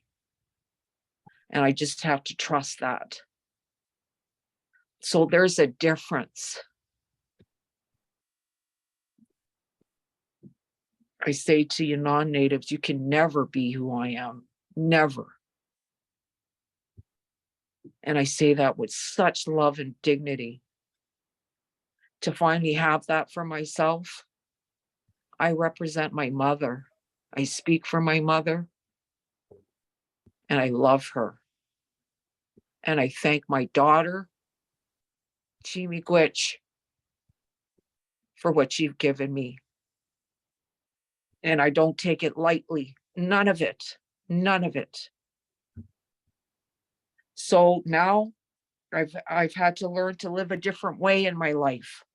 I will never go back. I've been decolonizing. I've been away from all that BS. And I'm happy. So it's starting to happen fast. Not fast enough for some, probably, but I'm getting there. And I'm doing a lot of self-correction when I see it, and it's coming faster. Like even that word blessing, I don't like that word blessing. It's too close to religion. Stuff like that. And I'm not perfect, never will be, and don't want to be. I consider myself just a helper because I'm willing to help. And I'll only share what I know. And I have no business talking about anything that I don't know. And so that's also, I gotta maintain that. And I have gratitude. That's another thing. Gratitude, like you wouldn't believe. When I say I got connected by being outside, well, first it was my own grandma moon ceremonies that I started at home by myself, not going to groups. That was when I felt it, the power. And then to feel the sun on me and just knowing it was healing me. Gratitude. And just like that tree the other day that we showed a picture of. And my son, like, he's such a good teacher to me. He helps me to be present, to be in the moment, to be here, nowhere else. And, that tree is, like I said, like when he stopped and I said, like, wow, I said, I walked by here 2 weeks and didn't notice this tree. And that's when he finally just had to acknowledge it too, because he's seen it right away. He sees everything. And ever since then, that tree, that's where I put my tobacco down. I don't live by there anymore. I used to hug that tree. And we went and said goodbye to that tree because I moved to the other side of town. But I feel like, with the under roots system with the trees, they communicated for me to come live over here because there's blessings. There's huge, strong medicines over here too, and trees. But that's what I'm talking about. The eagles that I never saw so many eagles in my life on this side of the city.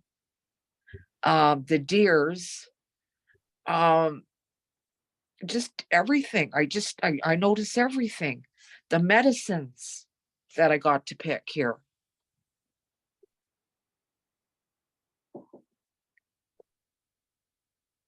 So I guess I'll just wrap it up.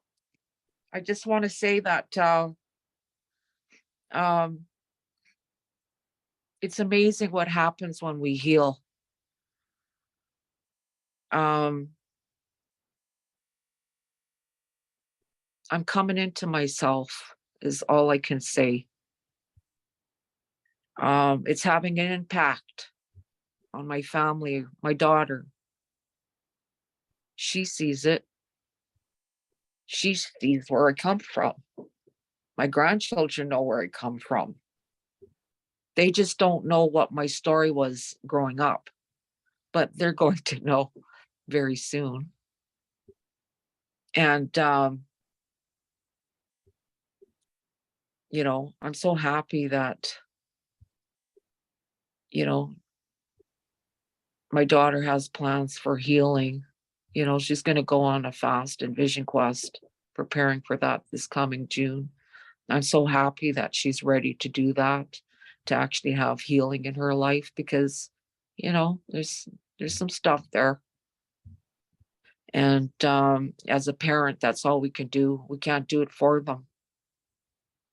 But that was part of my tobacco when I went there. You know, we've had so much death. Um, there's going to be more to come. That's life. But, you know, this trauma stuff, give us a break already. Like for my brother to die at age 49, just like that, full of diabetes, as it turns out.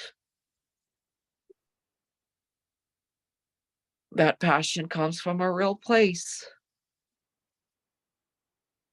And so I turn, my grief into power. But I'm grateful as well. I'm very happy. Um, I just want to accept uh, and live life in spirit and, live each day I can, the best that I can. And help, be a helper to someone when they need it, because I know what it feels like to be hopeless. And there's a lot of hopeless people out there that they have no hope whatsoever. And that's why they just take the drugs that they do and the alcohol to numb, numb, numb, numb. And um, people can come out of that. You can. There's hope. There's strength in what we have. Um, just like when I went to go sing that song at the gravesite for my brother when I first came back, my heart was broken. I didn't know he got buried there while I was gone. But for me to sing that song gave my heart everything it needed. You get strength from these things. Just like when when I couldn't keep up with the women walking up the hill and I smoked from the pipe, it filled me with strength. So we have the tools of what we need. And, a lot of times it's just asking and, look, look what came into my life when I was ready, you know? Look what came into my life. So, I look forward to the future, and, sorry I spoke so long, but I felt like I really needed to touch on that, and I say miigwech.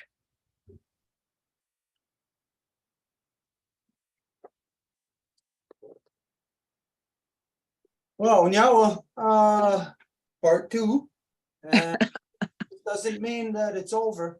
Even if, say it's weeks down the road, you might remember something, and even a year, 10 years from now, you might remember something that is so traumatic that you maybe blocked it out or don't remember it or don't see how it's connected. So when the Yeah, time comes that whenever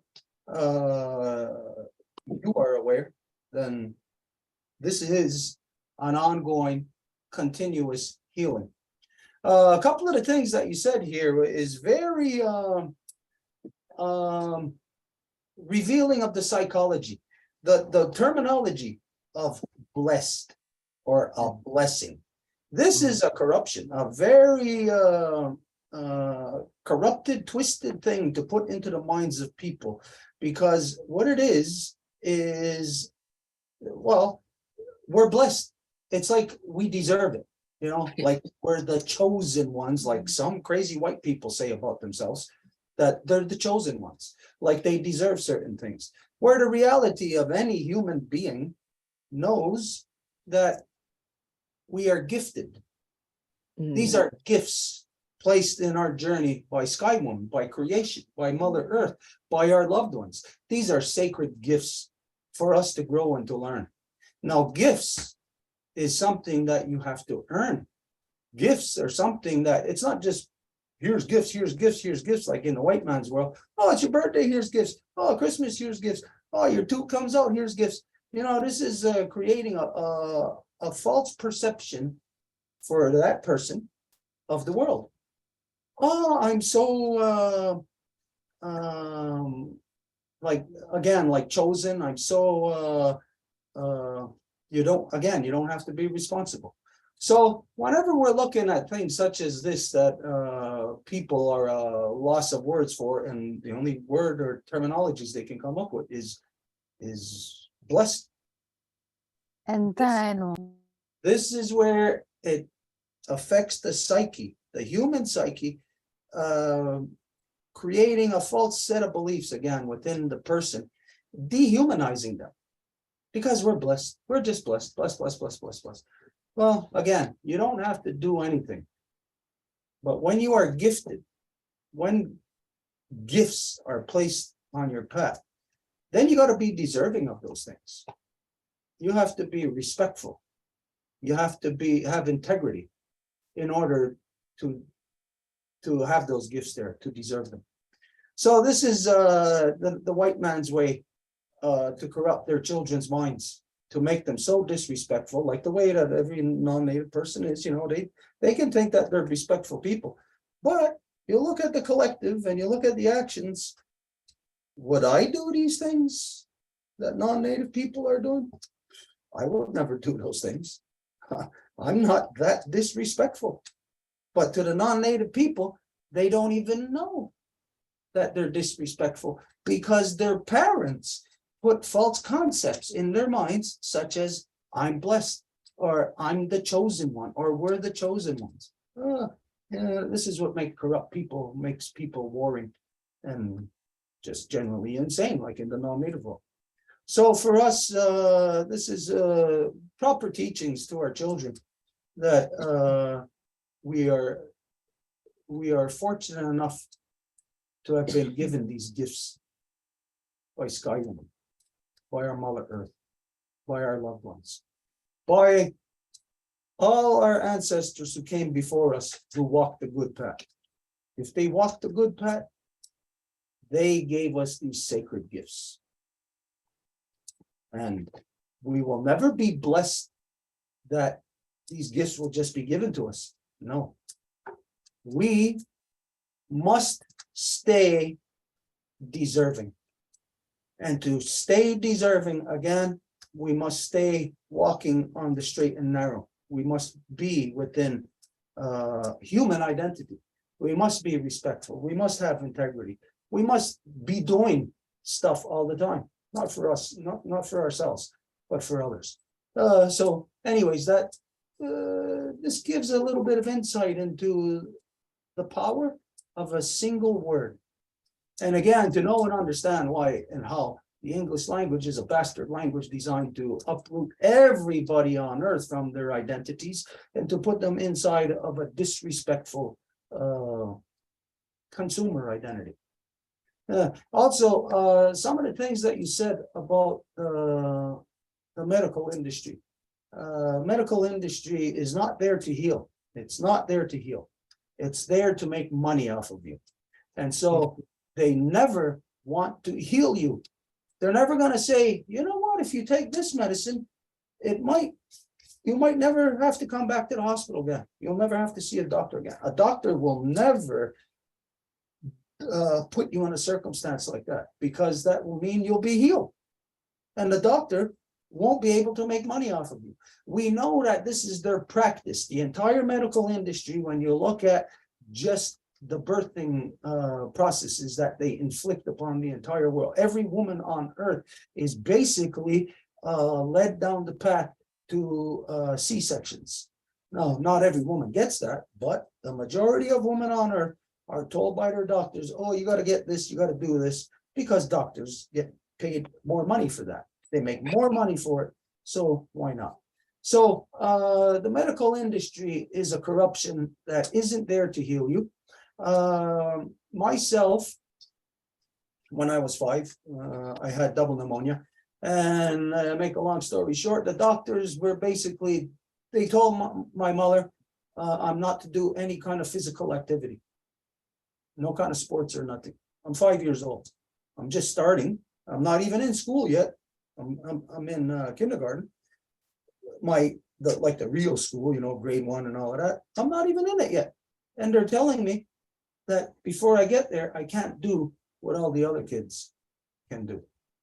But they did prescribe to me those pumps, you know, whatever those pumps are called, you know. Anyways, well, I'm very lucky that I might as well say right from birth, my mother put common sense in my head, and I did not listen to the doctors. By the time I was 8 years old, I had determined as to what my prognosis, I don't know if that's the right word, what I'm supposed to do now.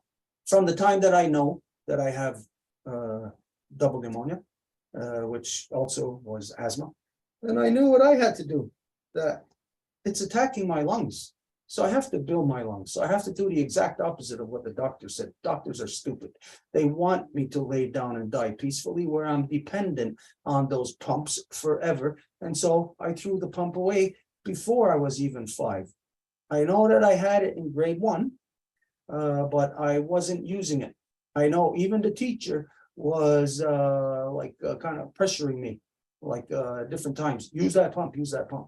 I didn't. I wouldn't. I threw it away. It would have made me dependent. And if I would have been dependent, then on that path lies what you experience of depression. But it's not depression. It's like what you identify, and it's not clinical depression. You can say the word clinical because it's caused from the medical clinics. The clinics, the hospitals cause depression within you through the medications that they give. And it's really a wrong diagnosis, because it's the doctors that diagnose it in the first place, that it's depression. Of course, doctors, no, it's not depression.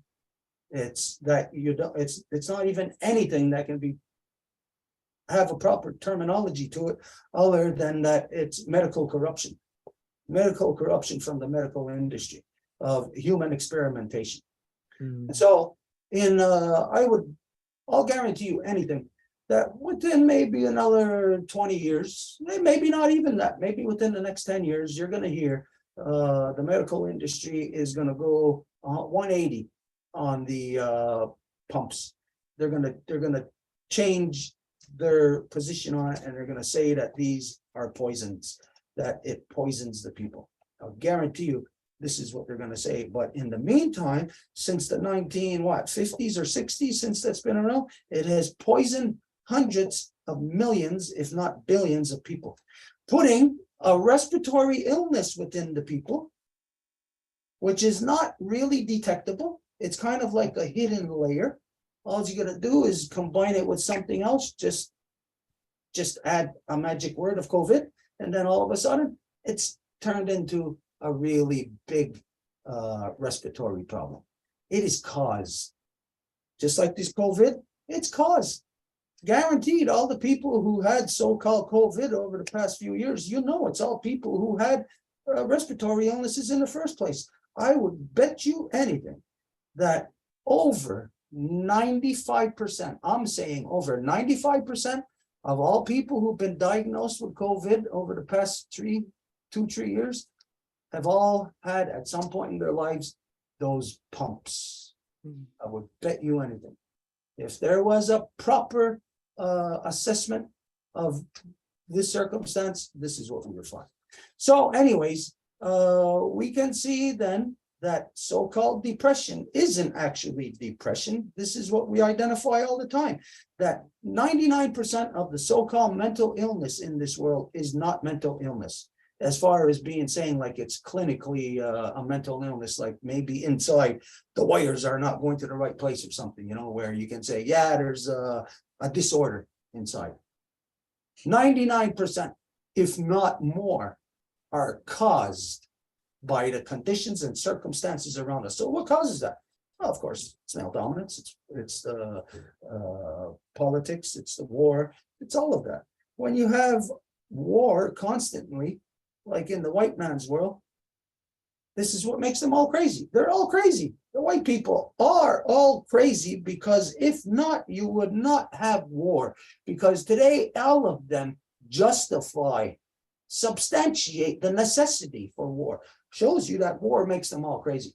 Literally, all the white people are crazy because they all support war. Even the ones who say they don't, they're paying. While they're saying, I don't support war, they're giving money to people to go and kill, to go and train in war. They're giving money to subsidize companies to build, design, and create and improve weapons of mass destruction. And today, the weapons of mass destruction do not look anything like conventional weapons. Weapons of mass destruction today, you wouldn't even know when you're looking at it. You know what it looks like? Drive down in any city and look on top of any building. You know what that weapon of mass destruction looks like? It's that piece of plastic that's about 5-6 feet tall. It's gray and it's about that wide, and it's kind of convex shape. It's those 5G towers. So weapons of mass destruction today, everybody's paying into it. You're buying it. You're not even knowing that you're part of it. And so people, when they say, I'm against war, but they go and they call somebody on their cell phone and they say, look at all the people standing here at this protest against war. They're the people who are funding it. Shows the craziness in the people. Those people are crazy. So it's not a matter of depression. So even when they identify it as depression, no, it's not. What you are getting, let's say, like what you identified, all the medications that you were taking, full of sugar. Everybody, no matter what, you don't have to take medications to be full of sugar. All you got to do is go to the grocery store and you're full of sugar, because there's nothing in the grocery store that you have access to that is not sugar. All of it is 100% sugar. And so just eating the corruptions of the white man's world, what they have done to the food systems of the earth, they have turned it all into poison. So what we think is good, here's our little baby, and we're saying, here comes the airplane, open the hangar, and we're putting that food in their mouth, and we're happy and they're happy. We're killing our children because it's sugar. that we're putting in their mouth. And we don't understand that, but in that instance, we're happy. Until they get to that point of where somewhere down the road, we're wondering, what is this medical problem that they're having? Why are our young ones dying on us? This is what happens. It's a multi-generational process. You're maybe fortunate that you weren't the one that was hit. It hit your daughter. But we also got to look at something else here as to what you identified as to how you, your mother, your daughters have come together. Maybe not in the way that we would all think a conventional family would come together. You know, family, there you are, you're born into a family and everybody's living the family way. Well, for natives, we can't do that because of the white people. The white people make it impossible for us to do that. That's just the way it is, whether the white people want to accept that or not. The mere continuance of a behavioral system of a collective of white people that has been perpetuated for 500 years, the ones of today got no clue what they're perpetuating. They're oblivious to anything. They're not aware of who or what they are. And so they don't care themselves. You can obviously see, where's all these grocery stores that are full of sugar? It's not in our neighborhoods, it's not us, it's the white people. So you know that the white people do not give a good goddamn about their own children. They're liars when they say they love their children, because everything that they do to their children proves that they don't love them. So we're living in a world of lies. Now, we know this, but the non-native people, does a liar know that they're a liar when they're lying? After 500 years, all the people of this generation, the non-native people, they're all liars, just like the generation just before them, just like the generation before them, just like the first ones that stood foot up off the pirate ship. All liars, all with intentions other than what they say. So after 500 years, can this generation know any kind of truth? Could they be carrying any kind of truth, the non-native people? The non-native people are in a worse circumstance than what we are, because we're the victim. The victim, to be victimized, means the victimizer has to maintain a continuous output of energy at the same level to be able to continue the genocide that started 500 years ago.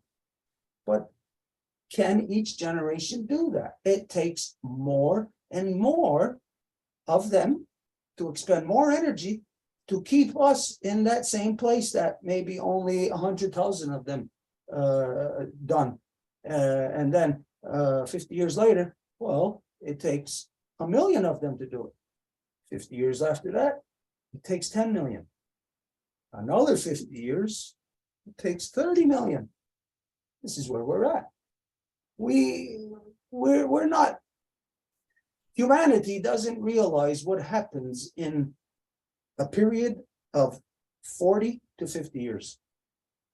Humanity is oblivious because every 40 or 50 years, all of the white man's world, the non-native world, is wiped, a clean slate every 40, 50 years.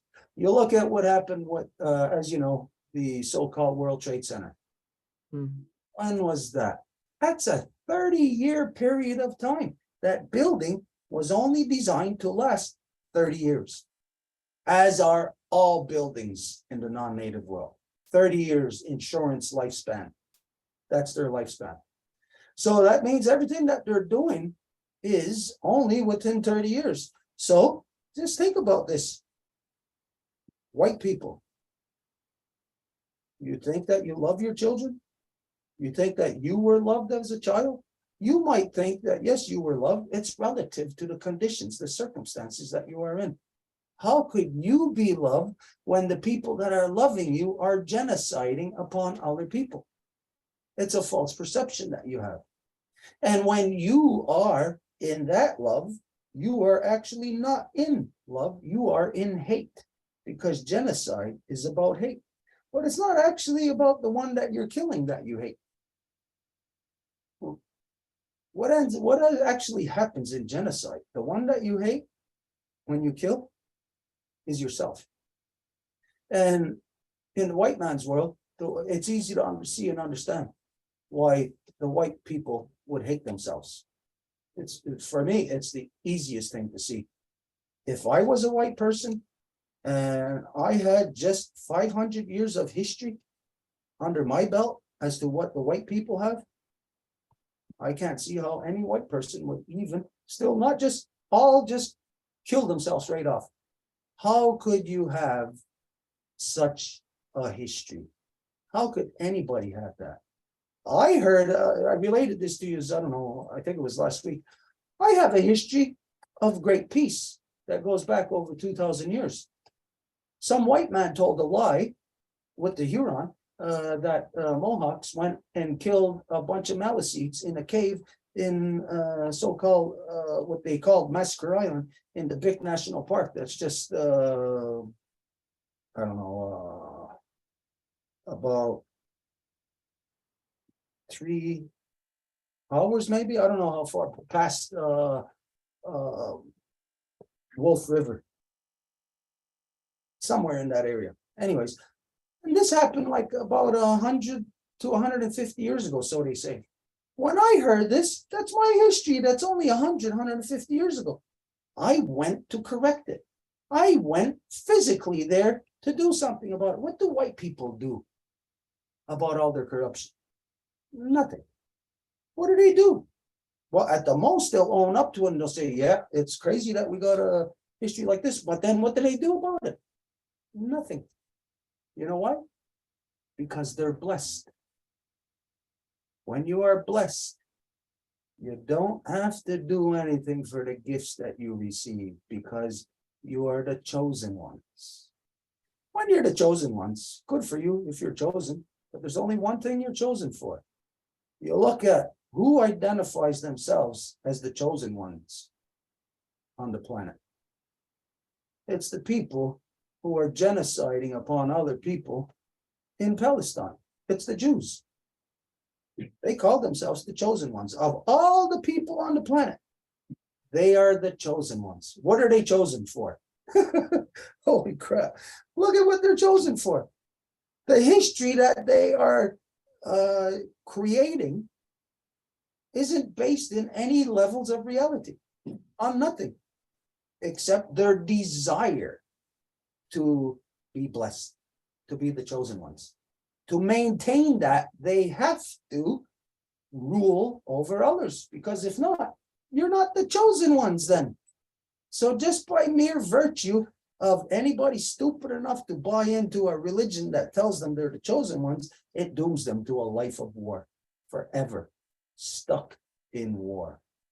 Now, when you're in war, if you're going to be in war, I guess it's better to be the ones that are inflicting it and never have to receive it back. I guess it's better to be that. So this is what the Jews are and what they see themselves as chosen. They're blessed that they never have to do anything except keep ruling over others in order to maintain them as being the chosen ones. So blessed and all of this stuff, it is a mindset that is instilled into people that turns them into monsters. You know, so this is the reason why for us, we have these gifts, sacred gifts that are placed on our path. And you, like me, like anybody, for a gift, you have to be deserving. You can have that gift, and if you're not deserving of it, big deal. You can't touch it. You can't touch it. But if you are blessed, well, then you just take stuff. Just take. Until the point of where it backfires on you. So, yeah, okay. All of this, what you said, a lot of it, well, all of it I draw parallels in my own life. I see the exact same things. I'll just draw the comparisons between you and I, is that I was fortunate. I grew up on the res with the people in the ceremonies, the ceremonial cycles. I grew up in all of that. I seen people who were living out there, and that they would come back on the weekends, and yes, or in the summer times, you know, for vacation or something. And yes, there is that reality that everybody here looked at them as the city Indians. And the city Indians just didn't have the same status or way of us, about us. We just didn't have the same. Now, as children, we don't understand it. We didn't understand the genocide that was happening as to why is my cousin living in Lachine. I didn't understand it.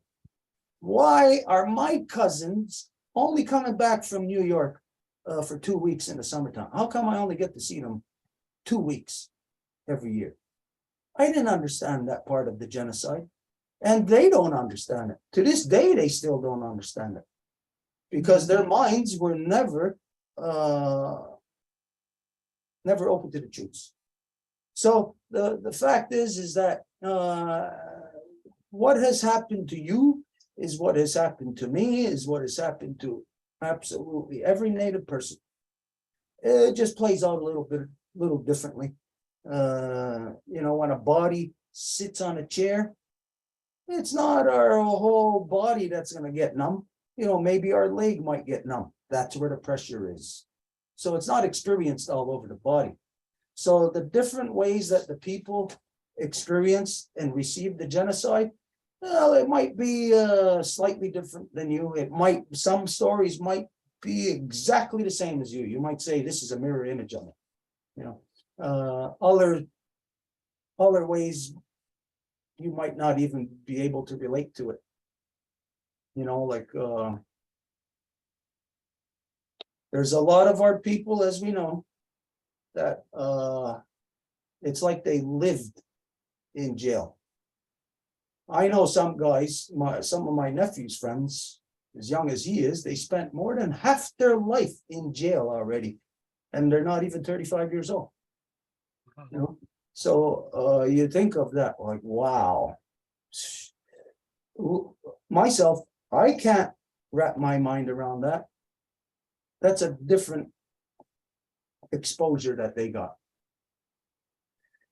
Anyways, this shows us that we have to join forces. We have to bring all of our experience together, and where somebody is lacking knowledge of the songs, well then, who's got those songs? That will level it out for all of us. Somebody who's got the knowledge of the ceremonies will level it out for all of us. Some people, as you know, don't know nothing about ceremony. Some people never sang a song in their life. They don't even know a song. It wasn't passed to them. They never heard their elders sing a song. Some people never got to sing a song with their mother or their father, or sing a song for their mother or their father. For this myself, I know that I am very fortunate, very lucky that I have grown in those ceremonial cycles where I wasn't even 5 years old, and I'm singing the woman's dance for my mother with all the rest of the men, with my father, my brothers there, and I'm watching my mother dance around, and I'm seeing her smile. And of course, when she dances behind me, I can't see her, so well, there goes the smile, but I'm still looking. And as soon as I see her, my mother's smiling at me. I know that my mother was happy. I was happy. We were happy. We were in love. We were living the way that we were supposed to. So I know that a lot of people don't have this. So therefore, they really can't understand. And for our people, you know, it's, you could understand, but it's really the non-native people.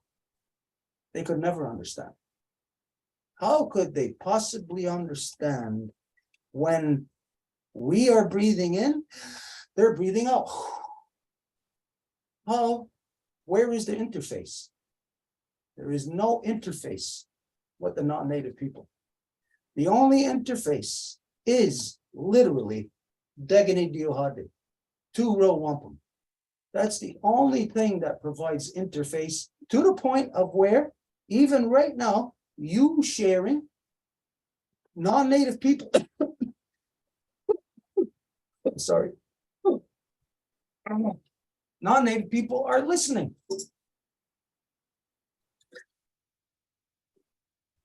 This doesn't happen out there. I've seen other things like you probably seen also the what do they call that? Commissions on this or that, you know, commissions on missing and murdered Native women, commissions on other stuff. You know, I participated in I don't know how many commissions, so-called royal commissions, you know, but Yeah, I these- just wanted to add to that, that's what's unique about our lifetime is all these commissions and inquiries that the last generation never saw. Like we have been studied up the yin yang here, and where does it go? It's just, you know, well, I'll throw tell you, money at it. after the summer of 90 here in Ganawagi, just in case people don't know, summer 90, there was war, so-called war. It was an invasion of Iraq. Canada had sent 4,000 troops to invade Iraq along with the so-called United States. But here, in the same time, Canada had sent 5,000 of their military troops to come and surround us here in Ganawagi and in Ganasadagi. So gives you a little bit of hint there as to what the people don't know. The white people still don't know what actually happened in the summer of 90. My own people, step outside of, you know, the place here, step outside of the yard here, the people right next door have no clue what happened during the summer of 90. All of Ganawagi have no clue what happened. Some of them, they think they were directly involved because they had guns and they were standing there on the front line ready to do what? But they had no clue what was actually happening. So I'll tell you that in after that 1990, they had a royal commission come here.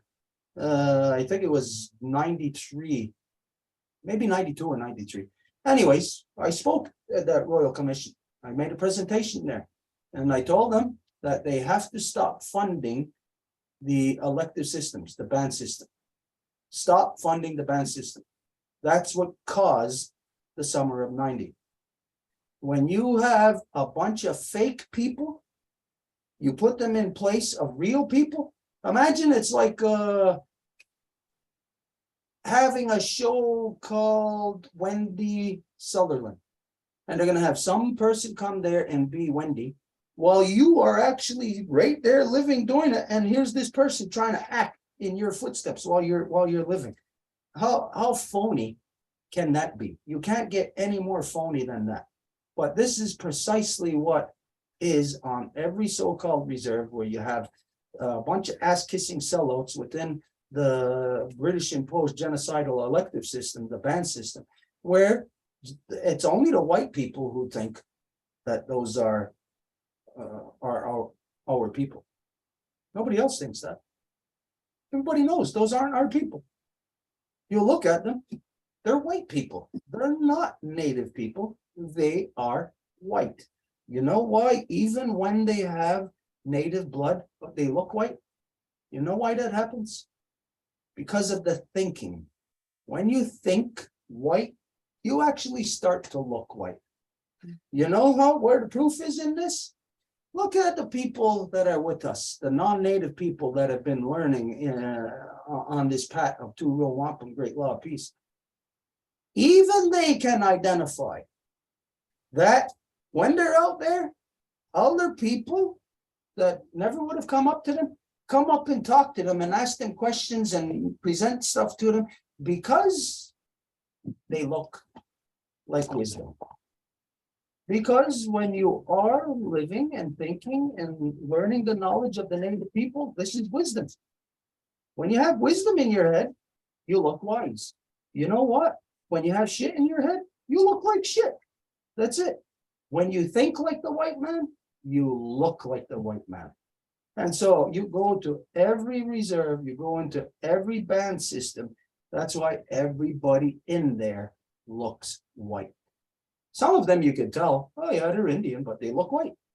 Why? Because they act white, they dress white, they talk white, they sound white. Everything that they do is white. They think white. So, that old saying, if it looks like a duck, walks like a duck, quacks like a duck, it's a duck. So therefore, you go and look in every band system on every reserve, looks like a white man, sounds like a white man, talks like a white man. You know why? Because they're a white man. So this being in our territories creates a displacement.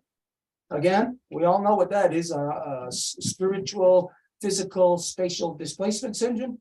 The non-native people, you don't know what that is. The non-native people who have been with us for a while, you know what that is.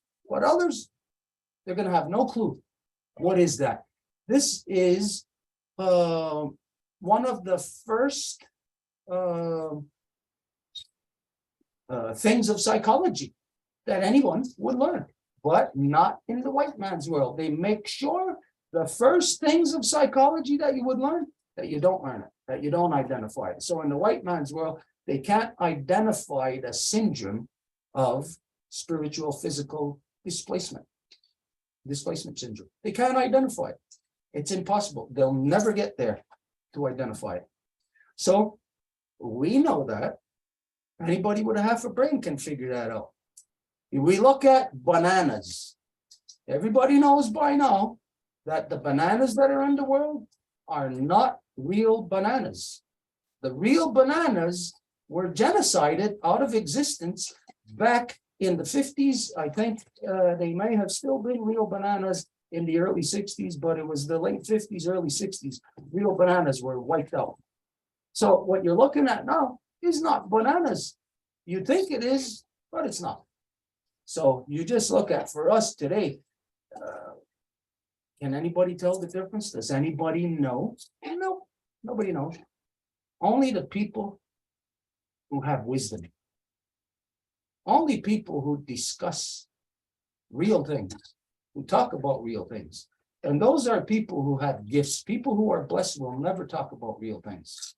People who are gifted, who have gifts on our path, sacred gifts, we have to talk about real things and identify real things. So the spiritual, physical displacement syndrome that is real from once you move something from its place and put something else there, you're causing through the elected band systems being de facto upon us, they have caused displacement for our people. And since there is more and more ass-kissing sellouts within the genocidal elective system, you can see more and more displacement. So let's not talk about our people. Let's talk about right and wrong. What was here before was right. What came after the great darkness of the white man is wrong. So let's just look at it. Here comes the band system. Is that right? Or is it white? It's not right. It's white. So it's wrong. So that's the way our people need to look at things in order to not have be affected by depressions or whatever. Because if we look at it from the realistic point of view, from the truth, then we won't have that depression or that doubt. We will be certain. And when you are certain and you move with certainty, there is never any kind of doubt. And if there is no doubt, you aren't going to have down the road any kind of depression. So the reality of depressions that our people are facing or are being confronted by, it is because of the British imposed genocidal elective system. Everything that, all the negatives our people are feeling, it's because of that. You grew up in the city, right? Yes. You grew up in the city because of that genocidal elective system. Because of that. I would imagine, I don't know if this happened to you, I don't know if you are aware of this, but I talked about this somewhere in the past couple of weeks. I don't know if I talked about it with you, but in the West, out West, and all around where you are, middle of the country, Winnipeg, this is where they inflicted enfranchisement upon the Native people, where because there were so many residential schools, as soon as they came out of residential schools, an offer was put to them. You could sell your identity. It was called enfranchisement. Our people don't talk about it anymore. They don't know. This is just 50 years ago. The people of today don't know it. That your parents' time, they were littered. Everybody, the society was littered with people who were enfranchised, which meant that they could never go back to the reserve. Not to go and live, they went back like city Indians to go back and visit. This may be part of the reasons why you experienced that existence. You may not even know that in your past that somebody somewhere in that line was enfranchised. You know, that was rampant. It was everywhere. And you think about it. If you just got out of residential schools, the world sucks because of the white man. And when the majority of our people were getting out of residential schools, it was war. They were going into war. The people were so disillusioned. They didn't know what it meant to sell what they didn't even have yet. A band number? They didn't even know it yet. What they were selling was identity. Enfranchisement. This happened to the majority of the Native people out West, and they don't talk about it. They don't tell their children. And the people on the reserve don't talk about it because they complied with it. They did not help their sisters and brothers. Yeah. They just let our sisters and brothers fall victim. This is what the foreign imposed, the British imposed genocidal elective system is there for. It's there to destroy our people. And that means it is the cause of all the psychological issues, all the drug use, all the alcoholism, all the rapes and murders, all the abuse, everything that our people are experiencing. It comes direct from that system. And people can say, oh no, that's you, it's the individual.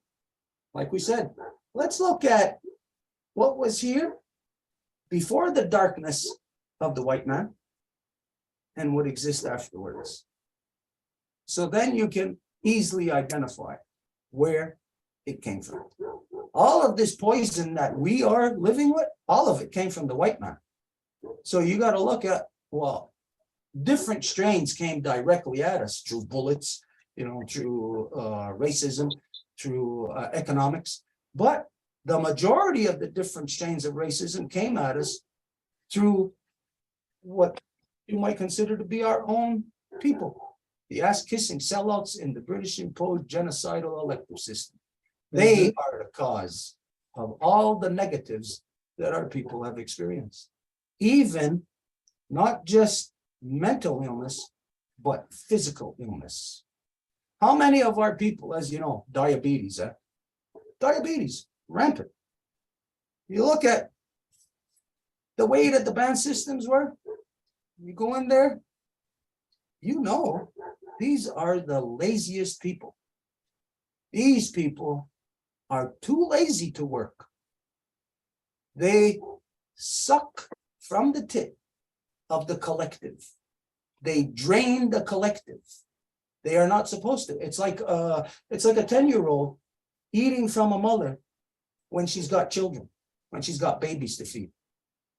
This is what the British imposed genocidal elective systems are. They're a bunch of thieves stealing from the faces that aren't even born yet. So, The word that comes to mind is gluttony. yeah, yep, Yeah. that's precisely what they are. So anyways, we could see a lot of these negatives where we got to be able to identify where these negatives are coming from, that we got to deal with, you know, like to be able to like wrap it up and put it away and get rid of it. If we don't cut it at its source, like if we just if we don't pull the root out, if we leave just like if we're just pulling the weed at the top, then that weed's gonna keep coming back. We gotta identify the true poisons, and that's the only way we're gonna get it out of us. So, okay, where we're at right now, yeah, I mean, time, where are we at right now? 9:36. 9:36. Okay, so, the other side of this was what Mary Claude. Since we're 9:30, I'll say we'll only go till 10 o'clock tonight. So Mary Claude,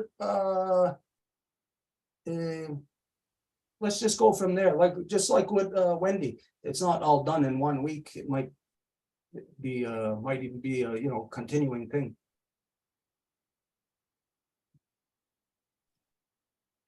Good evening, everyone. I'm Marie-Claude, great-granddaughter of Marie-Louise, granddaughter of Yvette, and daughter of Francine. I'm the temporary Bear Clan representative in the Life Givers Nation. I actually thought that we would do it once every new moon. I wasn't really prepared to share tonight, but I'm willing to do it nonetheless.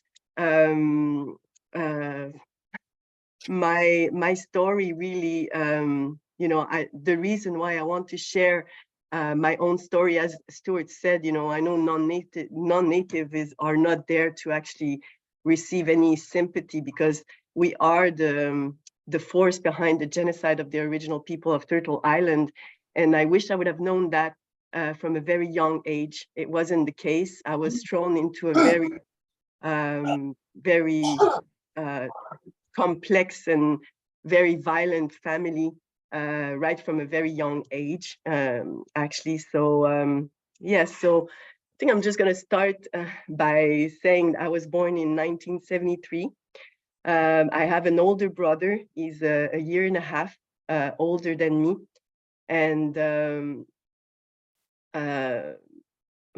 when my parents were still together, it was a very chaotic life, really filled with violence. My dad was really a monster. He's still alive today.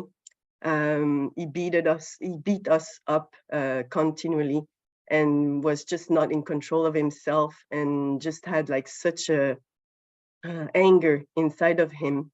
And so my mom met him when she was in her 20, and she's the eldest of her family of 9 children.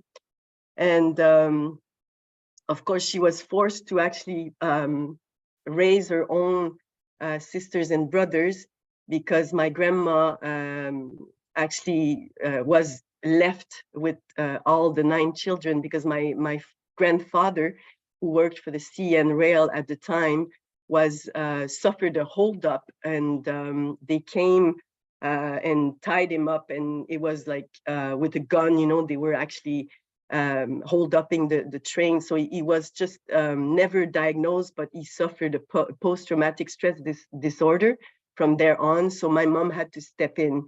So right there and then we see the impact of colonization and that world, you know, of sea and rail. You know, of course, it represents the destruction of the territories of the native, but this was a big impact in my personal life and certainly in my mom's life. So whenever she met my dad, I guess, you know, it was like, woohoo, you know, like I'm out of there. And, you know, it was like, it could have been considered freedom. And of course, my grandma couldn't even, you know, afford, you know, the love for, you know, or just the energy for 9 children. So everybody kind of suffered from that. And my family never even took the time to analyze, this is something the non-native world doesn't have a way to evaluate our circumstances. We never have circle, we never share about these truths. And so she wasn't aware of first what caused my grandmother to have 9 kids in the first place, which was religion. And we never were aware of the very bad, very negative impact that this had in our family. But of course, my mom, couldn't be equipped like a person that would have been raised by 2 parents and, with the right circumstances. So anyways, she saw in my father her way out, I guess, and she married him. And right from the beginning, it was very chaotic. She was afraid for her life. She told us, my brother and I, that when my dad actually was completely out of himself and we were months old and we had these little jammies, baby jammies, and he would just grab us, one in each hand by our jammies and just raise us in the air and shake us to stop us from crying. So things like that. And it was always people yelling, and as a young kid, I almost have no memories of my childhood. I cannot place myself in time, in space and time. I really have a hard time. And I believe this is the reason why, because it was so chaotic. Police would come to my house, to kind of, I guess neighbors would call, or my mom would call because she would fear for her own life. So then she decided to leave him, and not just her, but all her family knew that, her life was threatened, that if she was to leave with us, she would make it. And in the whole chaotic situation and very violent situation she was under, she weighed everything in, and then she decided to go for the divorce. And in court, it was the worst experience. I still have memories of that. In court, they asked my brother and I who we wanted to go live with. I actually had to have that question posed to myself. And of course, you're not equipped to answer these kinds of questions. And it was a very long divorce. Like, it was so chaotic, like with all kinds of drama in it. And my father would make a point in making things difficult for my mom and postponing. And he had the contacts. He had my great uncle that was a lawyer, and he had photographic memory, and he's the one that helped him in the court proceedings as well. And my mom actually ended up giving up the custody because she saw every time, she would come and pick us up, or anything like that, my father would just think that she would disappear, and it was just absolute terror, really. So she decided to just let the custody go in exchange of seeing us during the weekend. So we both went and lived with my dad.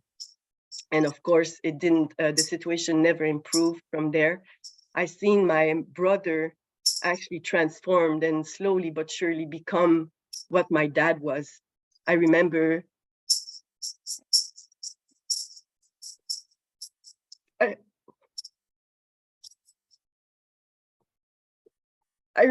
when my brother loved me, when he liked spending time with me. I remember me wanting to be with my brother all the time because he was my only, I always projected on my brother that we were in it together. And then he was seeing the same thing as me in that chaotic family. And me, I was always trying to sit down with my dad and just trying to heal things and just say, hey, why don't we try this, dialogue, why do you hit us? Why do you lose control like that? Let's try and fix this together.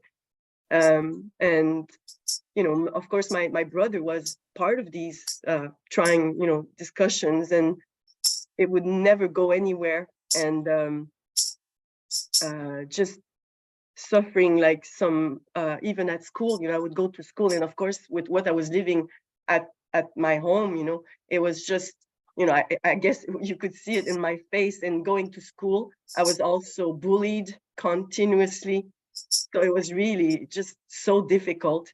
And when I was actually 12 years old, I decided to leave and go live with my mom. I remember the day, I can't remember the circumstances that made me call, but I remember the day that I picked up the phone and I said, "Mom, I'm going to live with you." And my mom was, of course, very surprised. She said, "Are you very certain?" And to me, the decision was taken, and I was leaving that crazy house, but I was also leaving my own brother and, you know, my grandfather and my uncle. And my family on this side, on my dad's side, are very religified.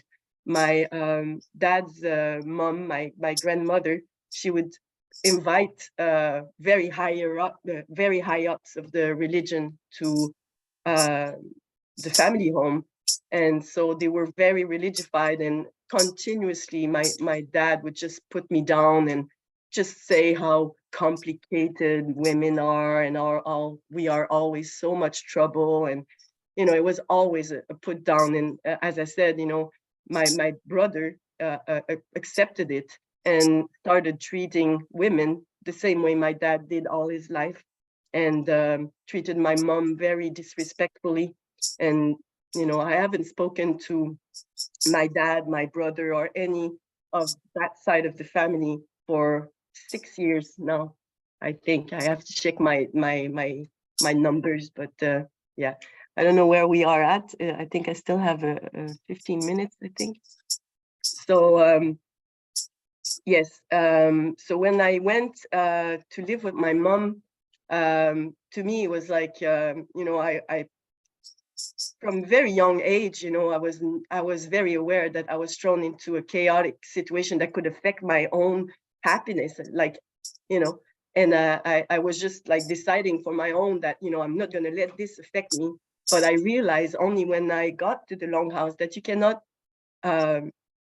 be, you know, the father to yourself. You cannot be the family to yourself, and that leaves traces. And you know, but I come back to this, of course, later on. But when I moved to my mom, of course, she wanted to know how it was to live with, you know, my dad and my brother. And of course, I told her, and it was really very abusive. I was abused by my dad in all the ways you can think of.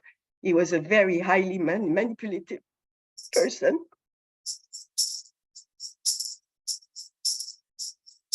Many times I was just so traumatized.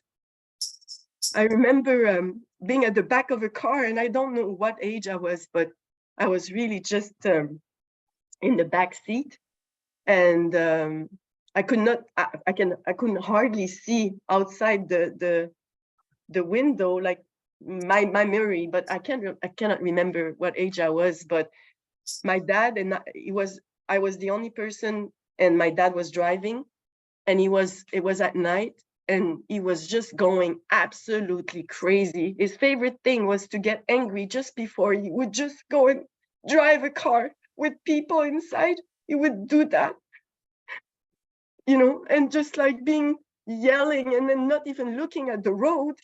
And that time I remember he was just speeding so fast, and I could hear the engine, and I was just so terrified. I would just be certain I would be dying. And I used to yell, well, not I used to, I would yell that particular event. I yelled at my dad, like, slow down, let me out, let me out. And we just like accelerate. He wanted to traumatize me. I was crying, I was yelling. You know, now with my adult eyes, I'm looking back and I'm like, you know, why would an adult person, anyone would do that? It would never even come back and say anything. It was just those like crazy, all of a sudden rage that, you know, we were just the recipient of. So, you know, when I was at my mom, of course, I was telling her about this. And then you know, I guess I always wanted, you know, there was something in me that was always present, that there was a place where things would make sense. There was a place where everything could be fixed. You know, I kept looking, I kept trying to understand. And to me, well, when I was 12, you know, it was a big deal to leave even my friends. You know, I had like friends that I was raised with. So I was leaving all that behind, and I was just going to an unknown place, to my mom's, you know. And so very soon into the process of living with my mom sits me down, and then she shares with me like an something that I was, again, not prepared for, that then made it so I could never go out of that crazy house. And she said that my dad, when I was in her belly, so that's in 1973, my dad went to do a formation for CN Rail in Gimli, Manitoba. And this center was located on Native territory. And they were told never to leave the perimeters, that they should just stay for, you know, in that center. And his formation was only 2 weeks. No, I can't remember. No, in 2 weeks into it, he had to leave, but it was a few weeks, I think maybe 4 weeks, I can't remember. And he left the center with 2 other men, 2 other monsters. And what they ended up doing is they gang raped a young Native girl. And they absolutely got away with it to this day. One man was found by the brother of the victim, and he actually cut his testicles and left him for dead in a ditch. And he was eventually found and healed. But my dad just lost his job, and they put the diagnostic on the reason why he left his job. There's a terminology, a medical term, and it's actually that he was missing his wife too much. So my dad goes back to his beloved wife that is now pregnant of me. He knew that she was pregnant of me. And so when my mom told me that, like at the time when I was 12, my mom, I might have been 13 or 14, because I tried to verify these things, because I always have to be guided with times, like I said, because I'm always kind of lost in time. And so I'm not too sure about, you know, timeline here, but can't remember where I was going with this. Anyways, yeah, so yeah, when my mom told me about this story, she didn't know the details, you know. It's only later on that, you know, of course, when I was 12, I didn't know what to do with this, but I didn't know also the impact it had on me. It created something that I then found out, you know. Of course, it's the probably a huge part of my motivation in seeking, you know, the real connection with the natives, to be able to amend things, to be able to correct things, because, you know, of course, you know, I know now the trauma that original people had to suffer. And I know that all of those native people that were murdered and terrorized, they're non-native behind those crimes. And I cannot believe that there's no non-native talking about this. And to me, it was imperative. I didn't know where to speak about this story. It was just too ugly. Where do you talk about this story? And then, you know, what can people do even about this? But none of my family ever done anything in relation to this story, but all of them know about this story. My aunties, just recently, I spoke to them openly about this, and they shared many things, even that my mom didn't even know. So my mom at the time, she just knew that my dad raped a young native girl, and that was it. And then it's only just recently with talking with the Longhouse, and then we actually called the Reconciliation Commission and told this story, and they were supposed to call us, and they never did. And this was recorded, by the way. We still have the recording of that call. And we also called the nearest band structure to Gimli. And the lady that answered, and this is also recorded, the lady was of a certain age. And once we shared this story, she said that she remembered the story because Gimli was such a small community. And she remembered this story, of course, you know, a guy that has his testicle cut, you know, I don't know, but he must end up in the hospital. You know, there's all these levels of, you know, colonizing structures that just erased everything and made it look like everything was just not happening. So it's only recently that I've learned about the fact that I was actually in the belly of my mother when this took place. And there's such rage because, you know, how much damage can you do as a person? How much negativity and violence can you bring in one life to people that you're supposed to be the protector of? So it's, you know, it's a real motivation for me. I really want to share this story. I wouldn't even mind to go to whatever TV show and share about this story because it's so needed.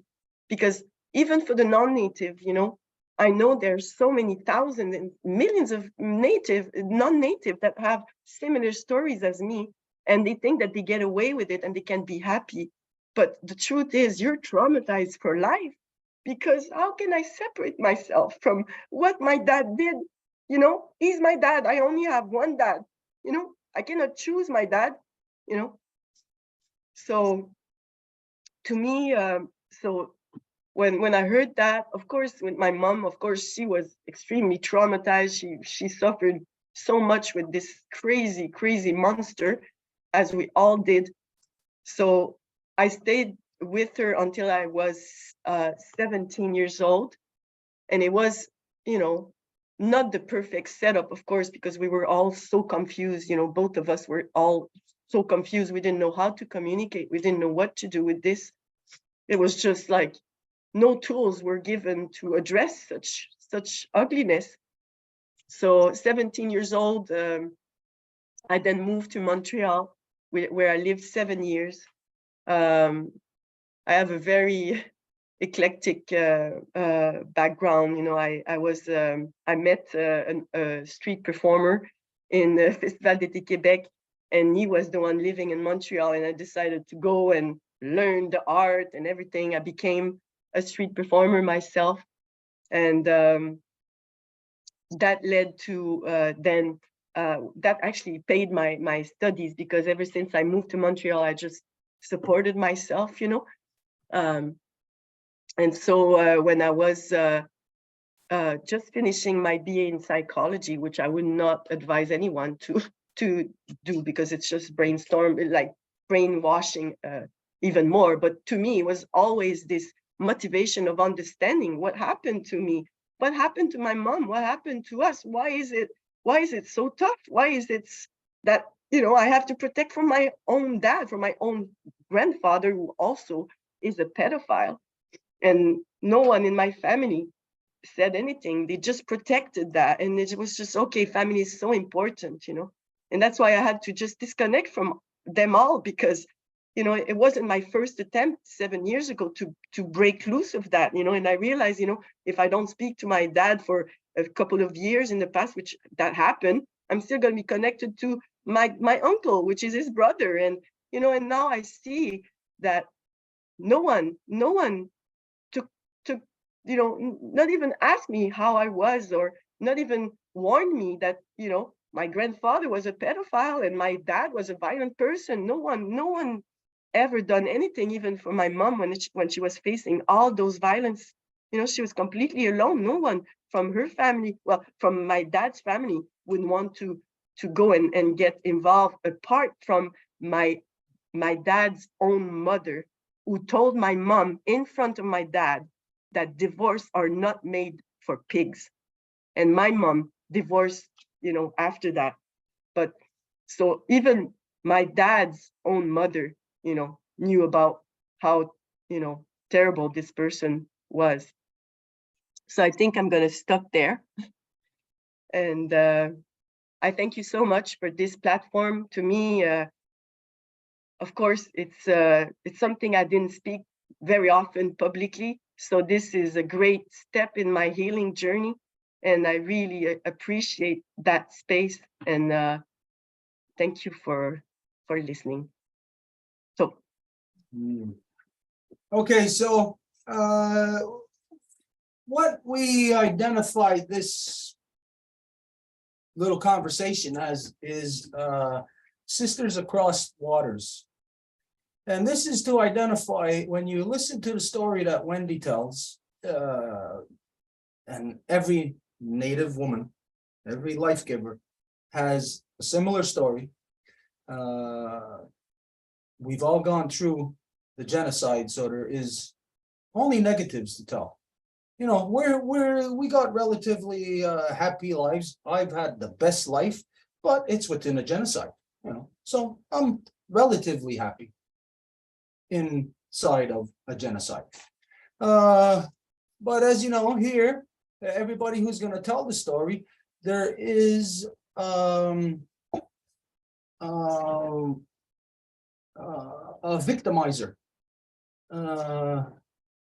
No matter what, all the different parts of her life that Wendy tells, it's spread out over a period of time. There is only one victimizer. All the negatives may have happened in different ways, but it comes down to one person pushing the button. You know, like anybody who's got blown up or affected by the atomic bomb in Hiroshima. Maybe a building fell on them and they got killed that way.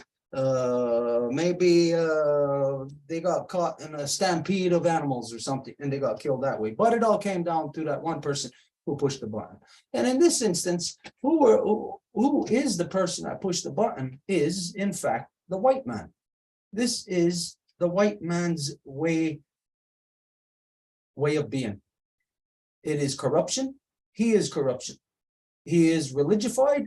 The religion that he models himself after is corruption. It's war. People want to accept religion and view it as a good thing. They're accepting war. And there is no good way to live within war. There is no accepting it. And so the purpose of Sisters Across Waters is to show that just recently, this is Wendy's story, it's just recent, of genocide here inflicted by the white man. The story that Mary Claude is telling, this is just recent also. She's not the victim, she's not on the victim side of genocide, she's on the victimizer's side of genocide. And this is to identify who's the genocider then. The genocider is the white man. And who he genocides upon is everyone. He doesn't discriminate. He's not prejudiced. He hates everyone equally. He's out to kill everyone equally.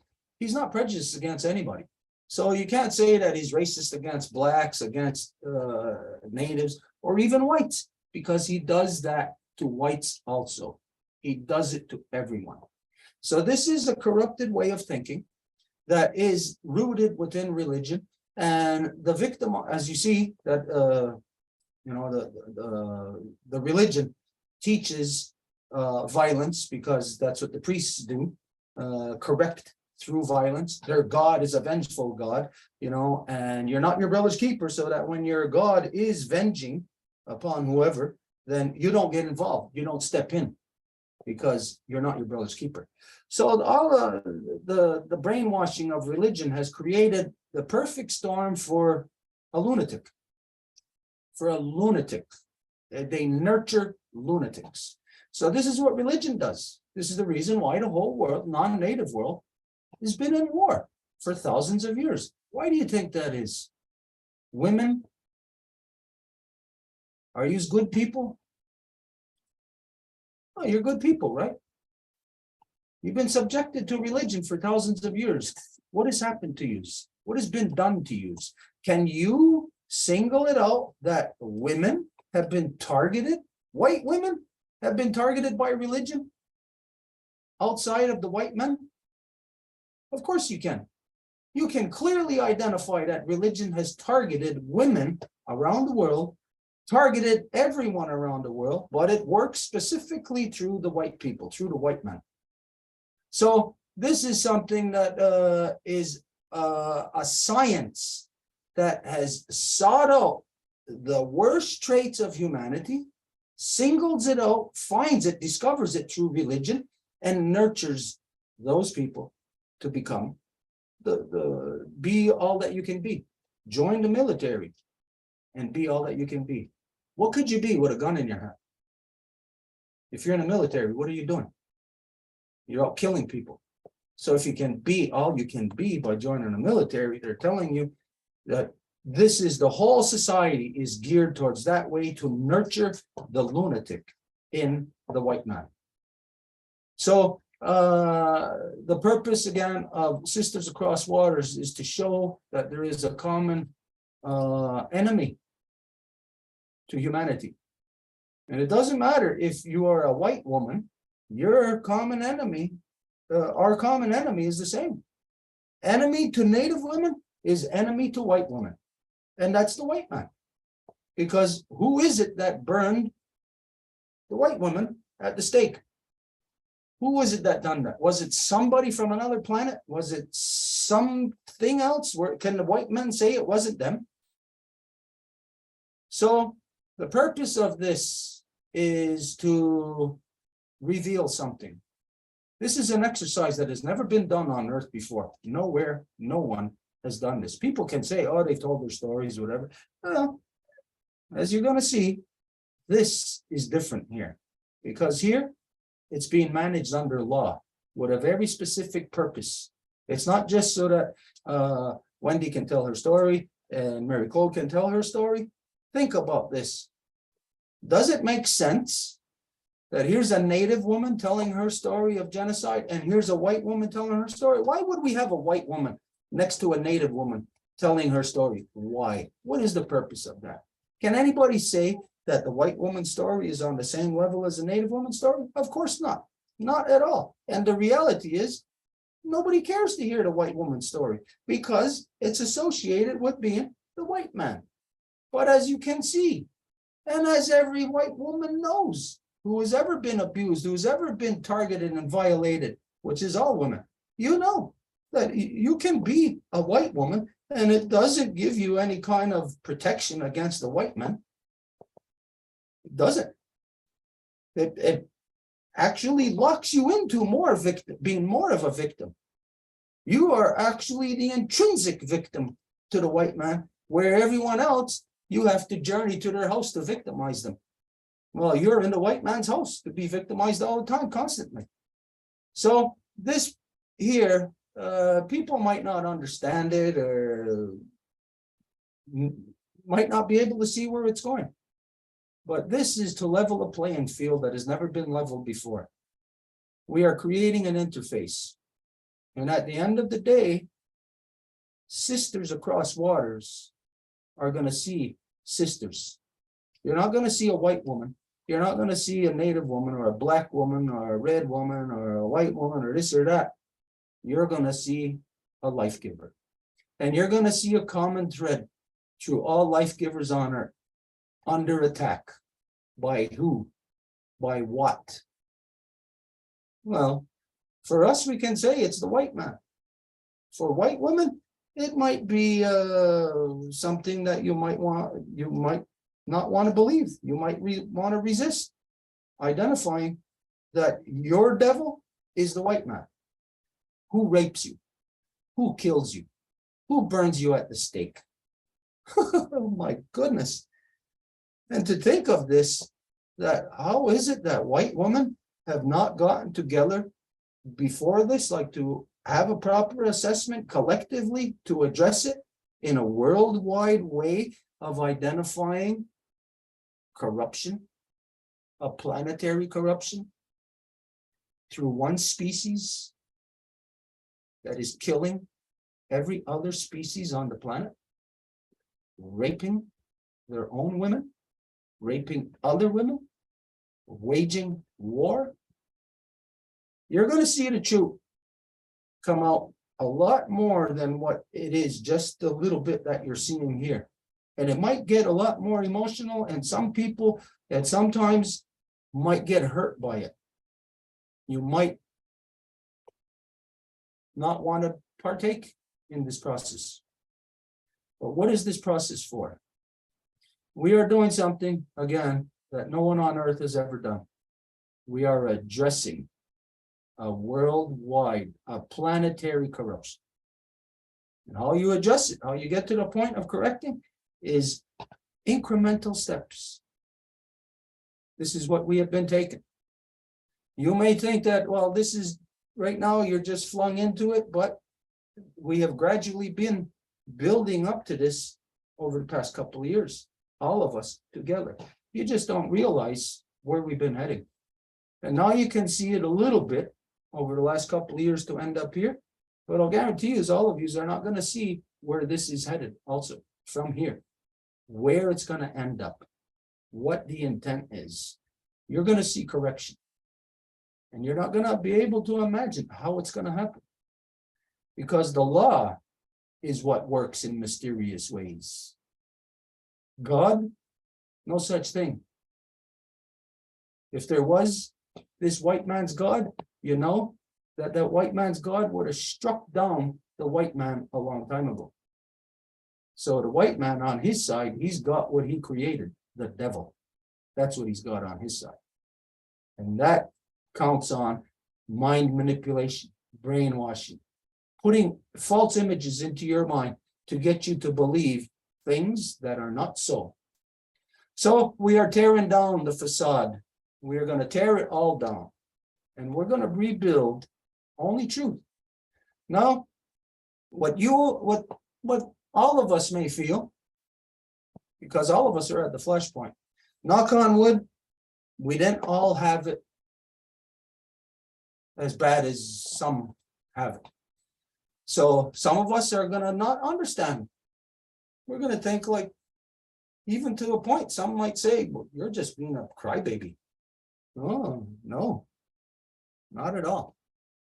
Such trauma inflicted over multi-generations, you will not know how one tiny little thing, even a smell, will trigger a traumatic memory within you. And you, unaware of it, not even knowing, you'll be sitting there maybe with the person that you love, and all of a sudden just completely tear them apart and not be able to explain it, not know why.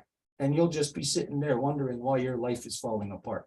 It's not falling apart because of something that you've done or something that's happening now. It's happening because of a trauma that was instilled in you, which is a negative. It's like a time bomb. You know that when you traumatize children, it's a time bomb. It's going to go off at some point. You don't know when. Some, it might happen when they're children. Some, it might happen only on their deathbed. Are you going to know how to deal with that trauma?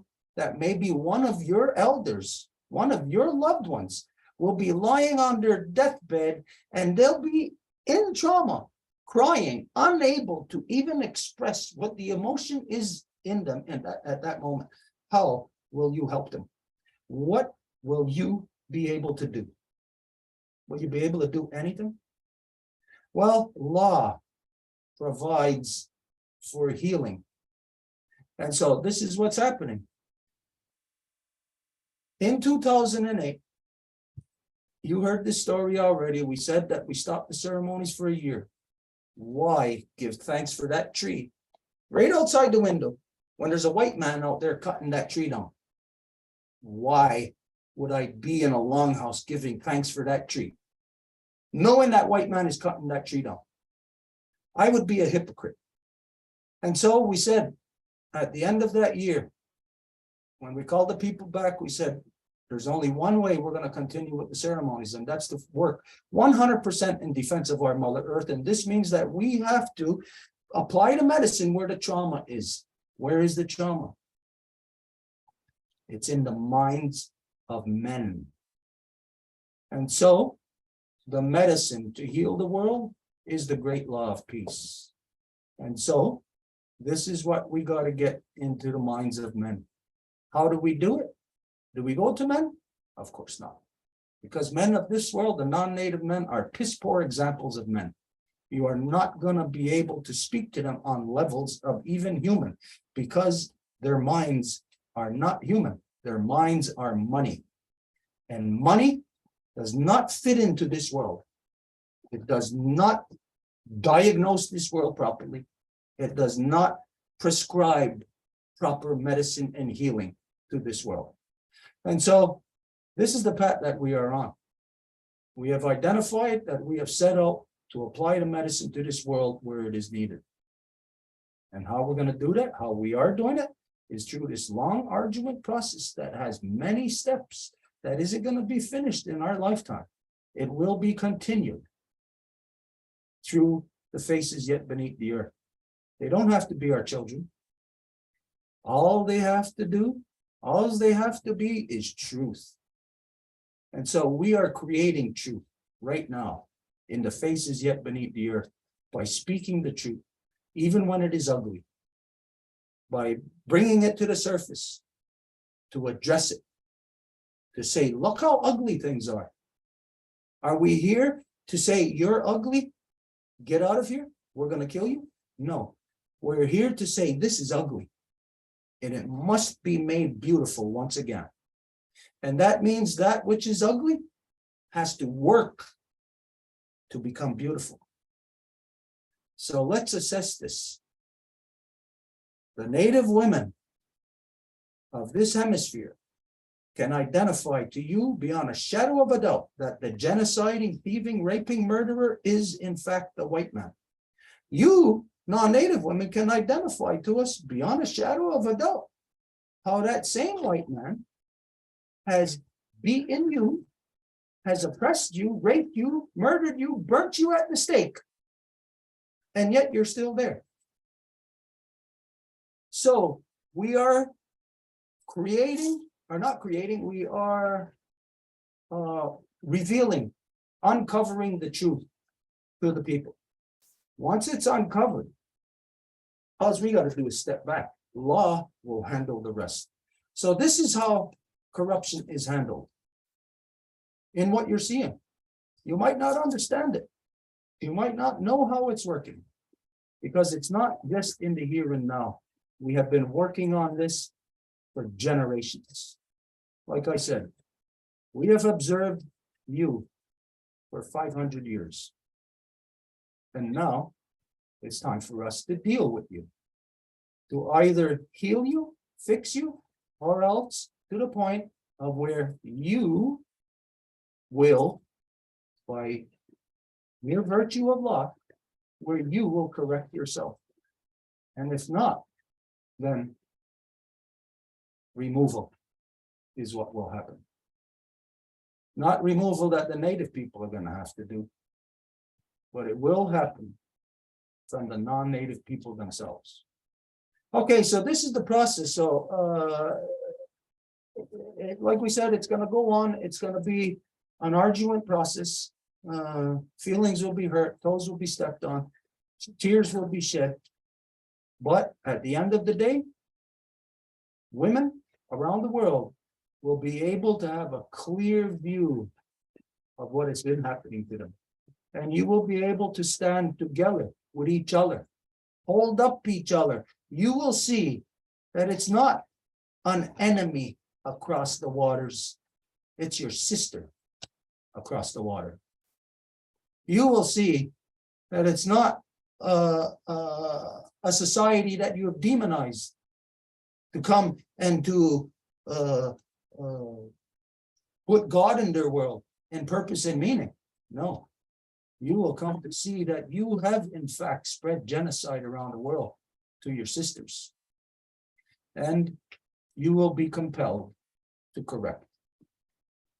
So yeah, we'll go on. There's two people that got their hand up. I don't know who that is. I don't see. So just keep in mind that this was really right now, until we get to this process, it's really just for the two people who are communicating. But of course, we're not going to hold anybody back from if there's questions or anything, because we know that this is something that everyone is experiencing. So let's go, but let's try to keep it as short as possible.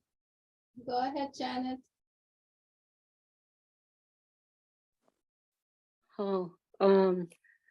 Sego Guego, Janet Yungyats, Waxkale Wage, Aksota, Gaji Chahawe, Dahnu,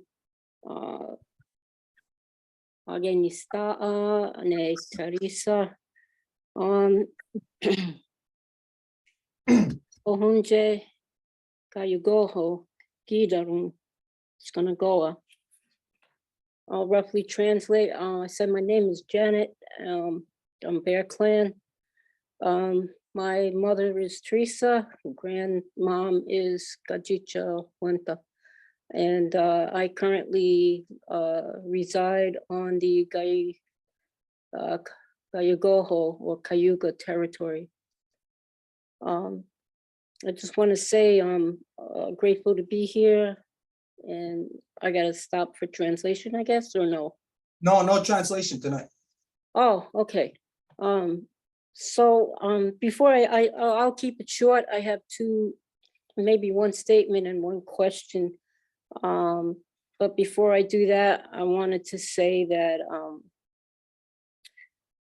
for whatever differences I have within or without this area here now, that my prayers are with healing, and for lack of better ways to put it in English.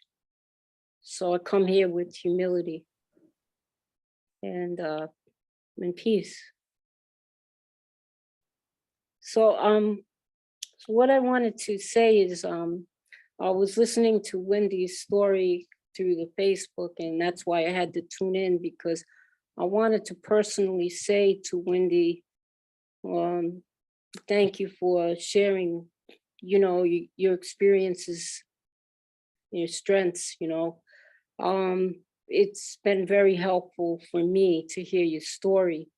And I see maybe not the same exact experiences, but there's a lot of experiences that are similar, and it's to see another person, Kohonwe person that is up there, and I don't mean up there like in a hierarchy, but on a platform like this, I don't get to hear other women's stories that come down from or through our lineages. So for me, this was really heartfelt, and it helps me to know to hear other people, they're going through the same thing. There's everybody's going through that, but when you hear someone talking about the historical trauma and the experiences, it really it gives people like me more hope, more strength, or I don't know. When you can't talk to people about what you're going through, then it's almost like putting a muzzle on your mouth, and that's what's happened to me. This on top of all the historical and social trauma. And so again, I just wanted to tell you, Wendy, I really, really appreciate whenever I've heard you talk on this platform here. It's always been helpful and inspiring. And so with that, I wanted to ask you, Stuart, and I always say, I know you talk the truth. you're my go-to, for that. So you were talking earlier about enfranchisement when they got out of the residential schools, and this was something I never heard, and I wouldn't know where to research it. But so what I wanted to ask you is, like the word enfranchisement, I looked it up because I wasn't sure if it meant what it meant. I just thought it had something to do with business. But it says something to the effect of giving someone the right to vote. And so is that what happened when they came out of the residential schools? They traded them off for voting? Okay. First time I heard about enfranchisement, I must have been probably not even 8 years old, because it was in the 60s. It was within when they were having the conventions. So probably 68, somewhere 67 to 69, somewhere in there. That's the first time I heard about it. And how I heard about it was because they were talking about it in the Longhouse. And who was talking was, there was people from out west. Again, clearly people that I can tell are not from here. You know, like I can tell even, you can even tell when somebody's from Akwesasne, or if they're from Ganawagi, or Tayandanega, or Grand River. Any of us can tell, you know, and non-native people also can tell through the accents or the little nuances in our speech. Anyways, so I could tell at the time that they were not natives from our grouping of natives, you know, they're out west. And that's where I heard about it. They were talking about enfranchisement, where it was that there was a set amount of money. I don't remember how much. It was a couple of $1,000s that everybody was offered, that they were told, yes, it's that you think of a franchise. Yes, it is a business. It's a business.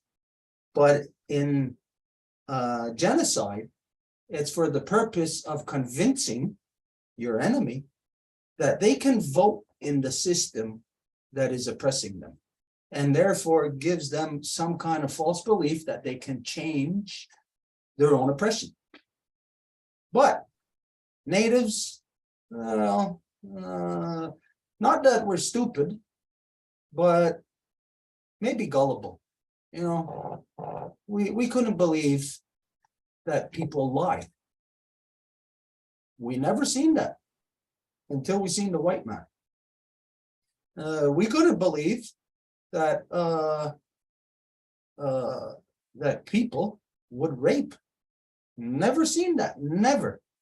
Nowhere here in Turtle Island. Never happened until we seen the white man. You know, everything else, all the uglinesses that you could imagine in life, nobody ever seen them here. Only once we seen the white man. So, you know, to some degree, you can see that our people, once they were dragged through the craziness of the concentration camps, that when they come out, you're given an offer. And fact is a lot of the majority of our people didn't want to go back to the res. They didn't want to return. Because everything that they were shown there, they were taught to fear. This was an intensive course, an infliction of religification. Very intense for these young people. First, you know, imagine getting all your hair cut off. Imagine getting beat up for speaking your language, getting beaten for trying to care for your younger sister or younger brother. This is where they made everything impersonal. They made the individual. So the individual is stripped of everything, stripped of knowledge. The people who came out of there had no knowledge whatsoever, except the knowledge that they learned from the genociding white man. So you could just see that everything that their view of the world is just negative. So at that point, you don't want to go back to the res. And here you just got out of the British Nazi residential school concentration camps, and you're ready to go into the world. And here's an offer. Here's a couple of $1,000. You can vote in our system. But the reality is that you couldn't vote in their system. And you still can't. Who would want to anyways? But the thing is that they were just tricked because they weren't believing that they couldn't go back to the reserve. Because on the reserve is their people. It's not white man on the reserve. So how can the white man stop them from going back to the reserve? Well, through implementing the ban system that kicks Native women off the reserve and brings white women into the reserve and gives them a band status. Tax exempt, gives them medical, gives them border crossing rights, hunting, fishing, all kind of stuff. A white person has those rights, not you, a white person. And so this is where and how it was mainly out west. Okay, I'll say west of Spanish. Any residential school west of Spanish, they were all enfranchised. They were all given enfranchisement. So this is the reason why, like, there's a lot of people who live in the cities, Native people, say today, somebody who's 20, 30 years old, they got no clue as to why they're living on the reserve. I mean, in the city. How come they can't go back to the reserve? They got no clue that they were enfranchised because their parents would never tell them that they sold their native status. What parent would ever tell their children that? So this is the reason why you haven't heard of enfranchisement. You're only going to hear it from traditional people. Everybody else is a part of it, so they're not going to speak of it. Yeah, so I don't know if that answers your question, but Yeah, it also makes me think about, you know, the right to vote. The first attempt to allow the native to vote was, I think, around 1923, but it really didn't become more effective or more into their so-called law until I think the 60s. But it's all very interesting, because like, and this is kind of going off the track a little, but I was in a class last year and they were talking about matrilinealness. And I remember that when I was younger, I was taught that the colonial side of the US side of the imaginary line, the band systems go by the mother, but on the Canadian side, they go by the father. So I brought that up and then someone laughed at me and said, well, Canada doesn't do that anymore. And then the teacher said that, no, there's still some places in Canada, the government's still going by the father. But it's just, you know, it just goes to show that, you know, not only are they snakes in the grass, but like they can take decades upon decades to slowly wrench the people while they're wrenching them right to their face, like because they're gullible, you know. And so, yeah, I appreciate your comments. And oh, go ahead. okay, like I said, I heard this in the Longhouse. You never hear this anywhere else. Nowhere else. You're never going to hear of anyone in the band system talk about enfranchisement because it's them. They're a part of it. So yeah, it is a process that is, it takes generations for this to happen. You just think of like for me, when I was a kid, again, when I was a kid, I was wondering, how come my cousin lives across the river? How come he lives there? My two cousins, sister and brother. Why were they living there? I couldn't grasp it at the time. I couldn't grasp why my other cousins were only coming back 2 weeks out of the year. And that it was so nice. Why don't you stay here? Oh, we can't. How come? Why? I couldn't grasp it. Who do you think upholds that? The band system. And whoever said this to you last year is somebody who doesn't know what they're talking about. If they laughed at you and said that this doesn't happen in Canada anymore, you could laugh right back at them and say, are you that naive that you don't know the reality? I mean, look at the non-native people. Don't they follow their, aren't they paternalistic? You'd think that all of a sudden Canada is going to start recognizing matrilineal for native people. No way. Whoever this person is that said this to you, they're not living in reality. They don't know the reality. And so here is the fact of that the majority of our people don't know the reality, because the majority of our people have all succumbed to it. They've all taken that money. Their palms were greased. They did it. They sold out their children. They will never speak about it. No band system person is ever going to speak about the truths of what has happened to us. So there you go on that. And also keep in mind that this process, as you said, that it whatever when Wendy was saying speaking, that I forget how you said it, but it was good for you anyways. Maybe even like a weight off your shoulders. You know, don't forget, this isn't just Wendy. This right now is a process that we are beginning. The first ones to speak is Wendy, and then we go to a non-native woman, and then we come back here. So if there's no other native woman, then it'll go back to Wendy. But don't forget, you're here also. If you want to throw your story in there, then this is something that will there's room for it, there's space for that. And that's healing, you know. And if there's, I don't know, try to find healing. Try to find where people are doing it, you know. Try to find where people are addressing the real stuff. Okay, anyways, Yeah.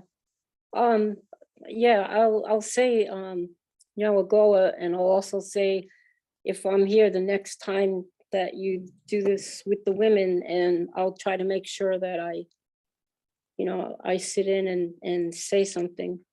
I think I've come a long ways in the last year that I can actually, do that and not feel,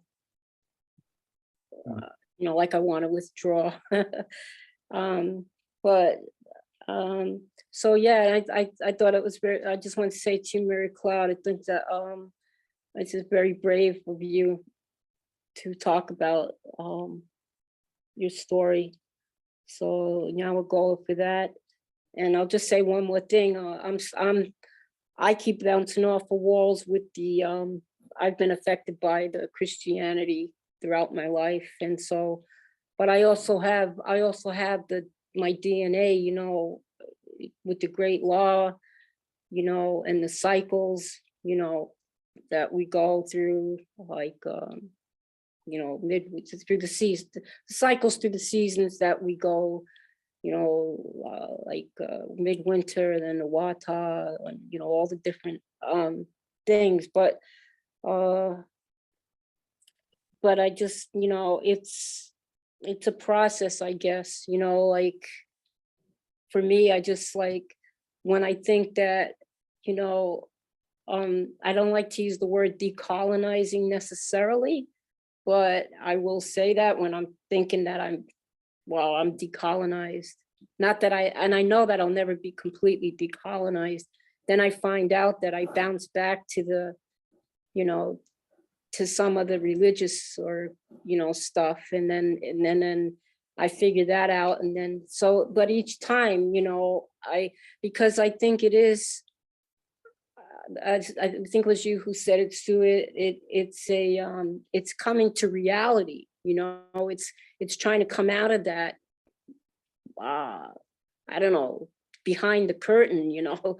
How do I get out of it? Remember when I was in grade school and they had class plays and the stage was huge, you know, you're 4 years old and you have to find the middle of the curtain to get through it, you know. And I remember I couldn't find it, you know, like, where is the light? How do I get out of here, you know?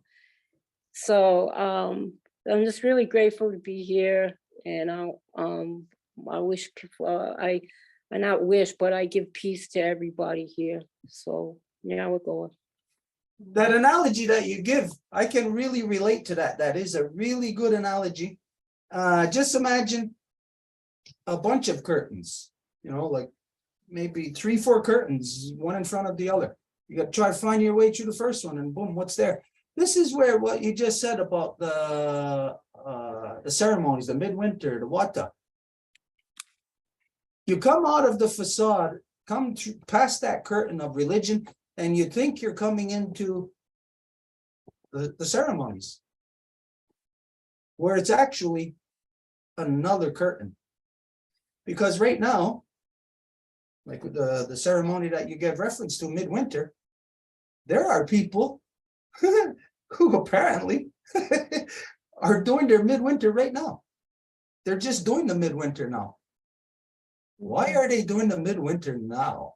The midwinter was last moon. It was a moon ago. We're already into the second, approaching the second full moon. How could people be doing the midwinter now? This is to show to you that, well, here we come through here's religion. You get through that one curtain.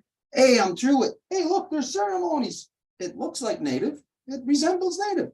So here I am in the ceremony.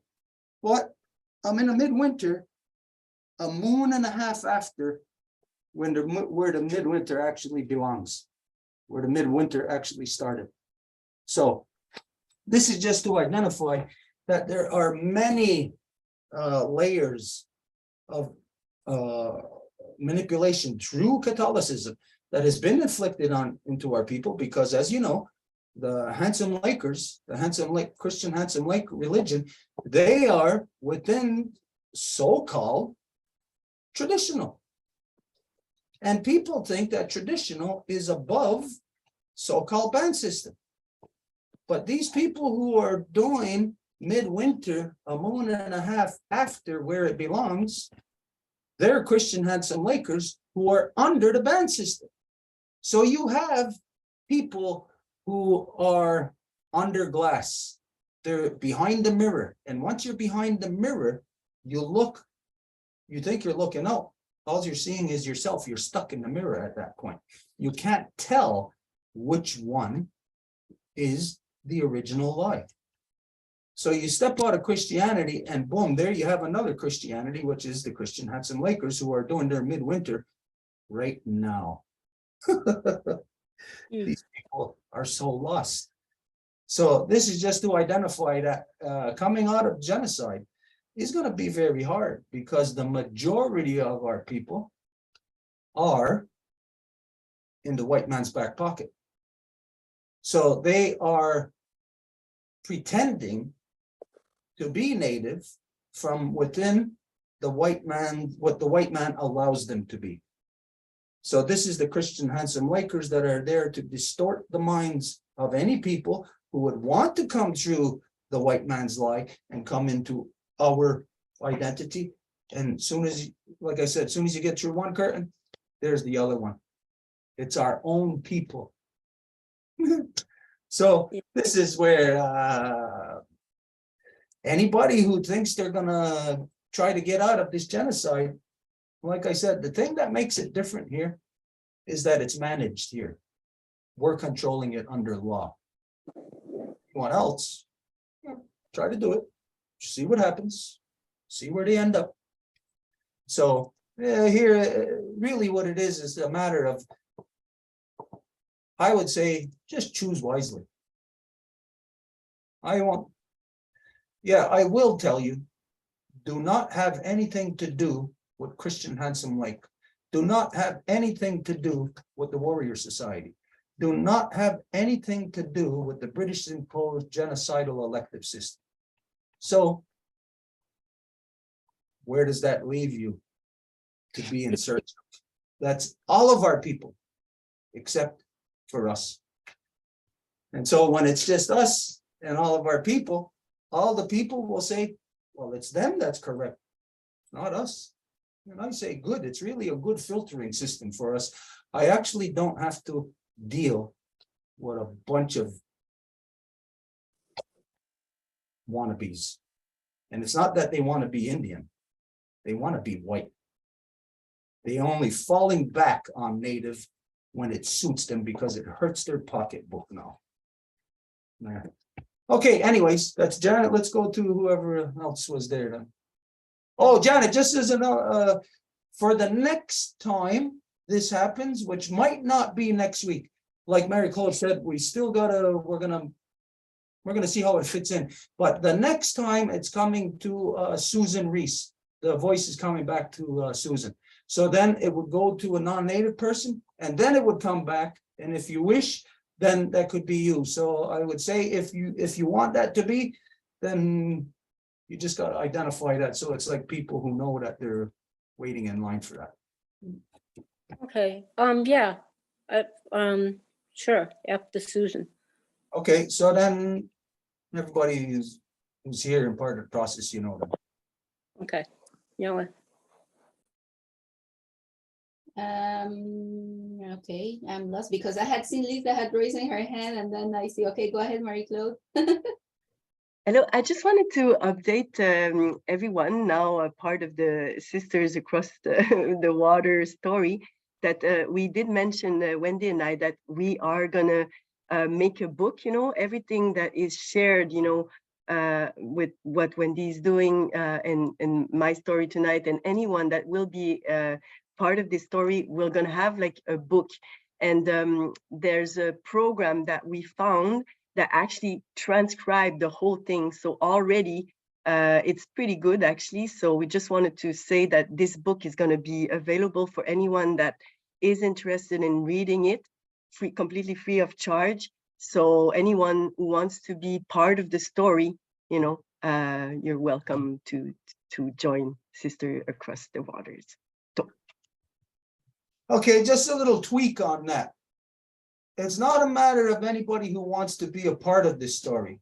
Everybody is already a part of it. It's about anybody who wants to come forward with truth in this story. Go ahead, Lisa.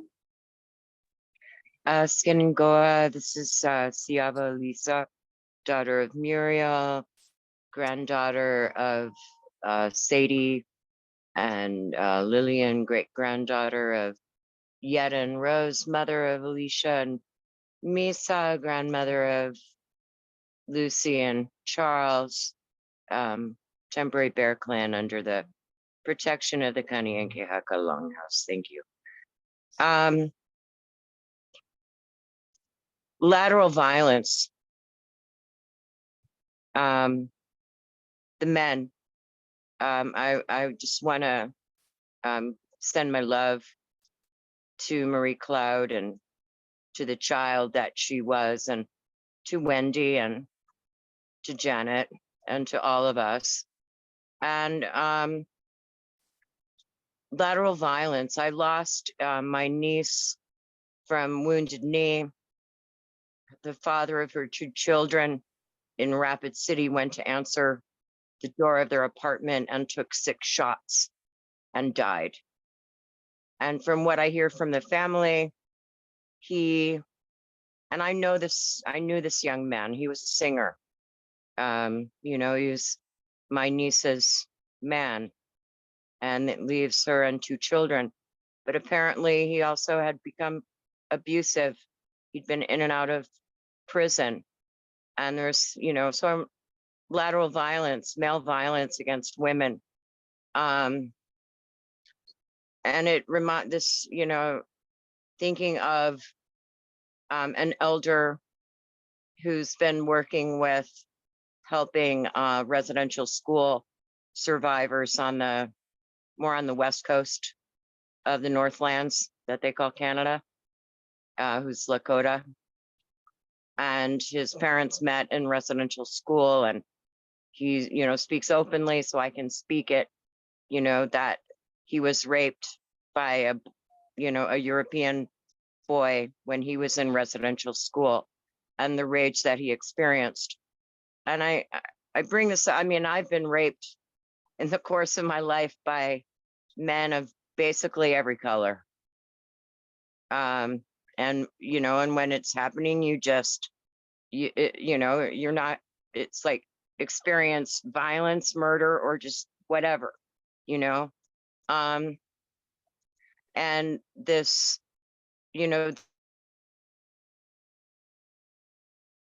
the religion, it's all Yaniv story. It's all the women's fault, and we women are just supposed to submit. And you know, and I know a woman who was raised and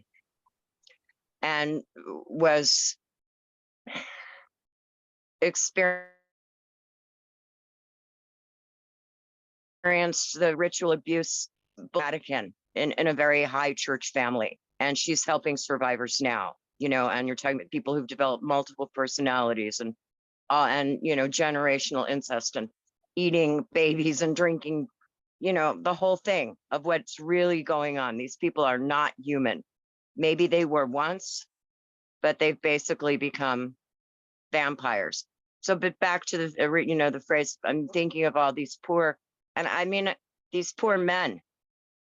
I mean, like Marie Claude's father, and who knows where it started.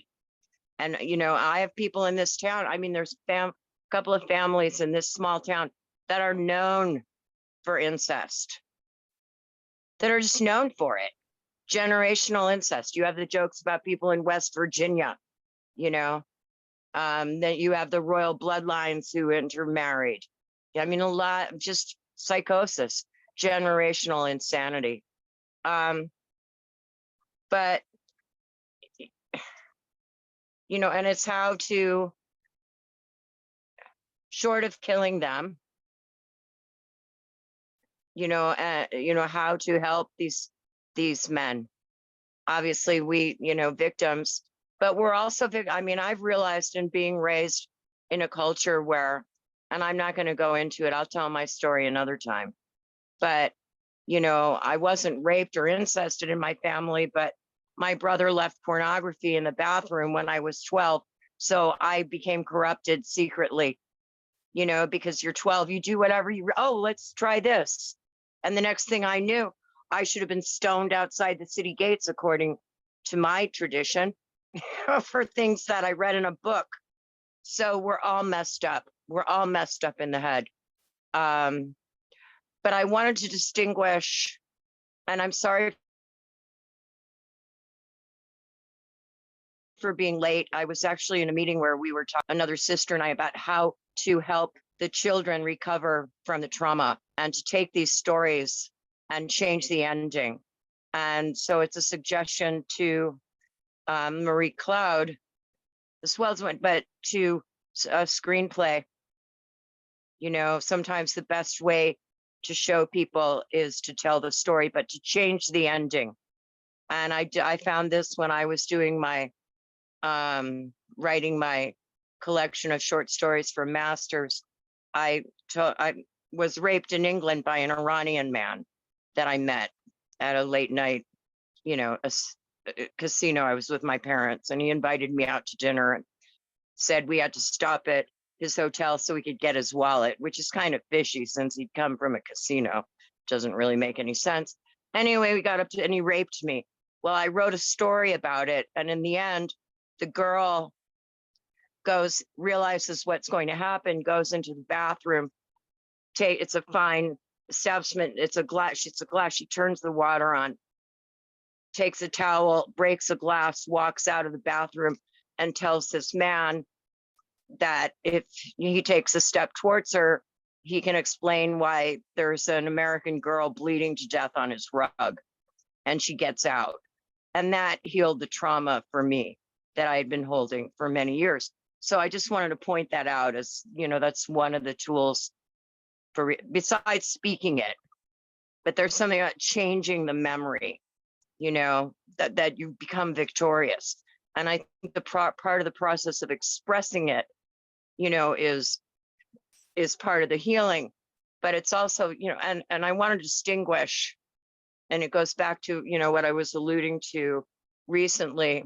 We're talking about Romans. We're talking about Greek Romans. And I don't want to conflate the enslaved white tribes, so to speak, of Europe, the Celts, all the people whose people were burned at the stake and forced to convert. And then who knows what drugs they were given. You can't tell me that, like, the soldiers who took Manhattan from the Lenape, who in the middle of the night, because I have watched the Doctrine of Discovery movie narrated by Buffy. I don't know if Stuart, if you've seen it, it's a really good film. But the stories recounted about how this man, I don't know if he was a soldier, a journalist, or a priest, woke up in the middle of the night on Manhattan to find all the soldiers drunk, and they were butchering Lenape men, women, and children and forcing them into the East River, cutting their arms off, slicing babies out of tummies, and all this, you know, horrible stuff that nobody would do unless, you know, it sounds like alcoholic tweakers to me. You know, when I see what goes on, yeah, and those drugs have been around a long time to make people behave like that. So, but the healing, you know, and I mean, so I guess what I'm just circle back to this elder, you know, who was raped, and then, you know, how the cycle begins. And those cycles were inflicted on the children in Catholic schools, whether they were Native children or white children. They all were learning, experiencing the same things, not to mention the children who were taken in the back room to help father and were actually sacrificed, you know, where they actually, you know, tie them to a table and cut their hearts out and do their whole satanic rituals, you know. So it's good that, but, you know, I mean, all the nations have succumbed to this. I mean, look at India, you know, I mean, becoming colonialized. Look at, you know, all of them. But I do have to say, you know, it's not just white people. I mean, there's Black tribal people in Africa lighting each other on fire. You know, there's a lot of brutality goes around. And as I said, you know, I'm Jewish, I'm Essene, we were matrilineal. If you listen to the Essene Gospels of Peace, it's all about Earth Mother. It's not about Father God.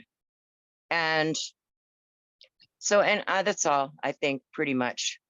I just think of them as the Roman Babylonians, and my people, they did the same thing. You know, that's what they did.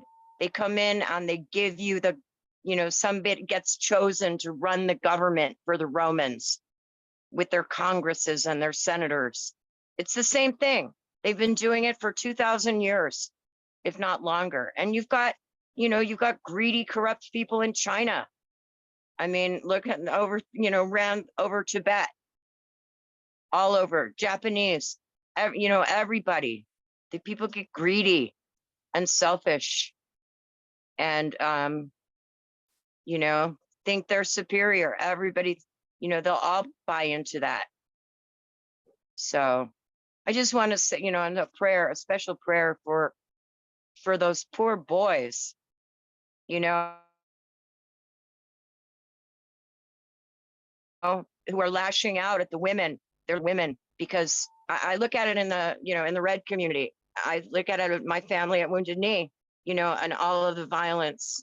And I've been raped by red men too, you know, so it's like, and what do we do as women? We just want our men to heal, you know, we want them to heal. And it's dangerous times. They're, you know, they're getting ready, you know, to grow babies in batches.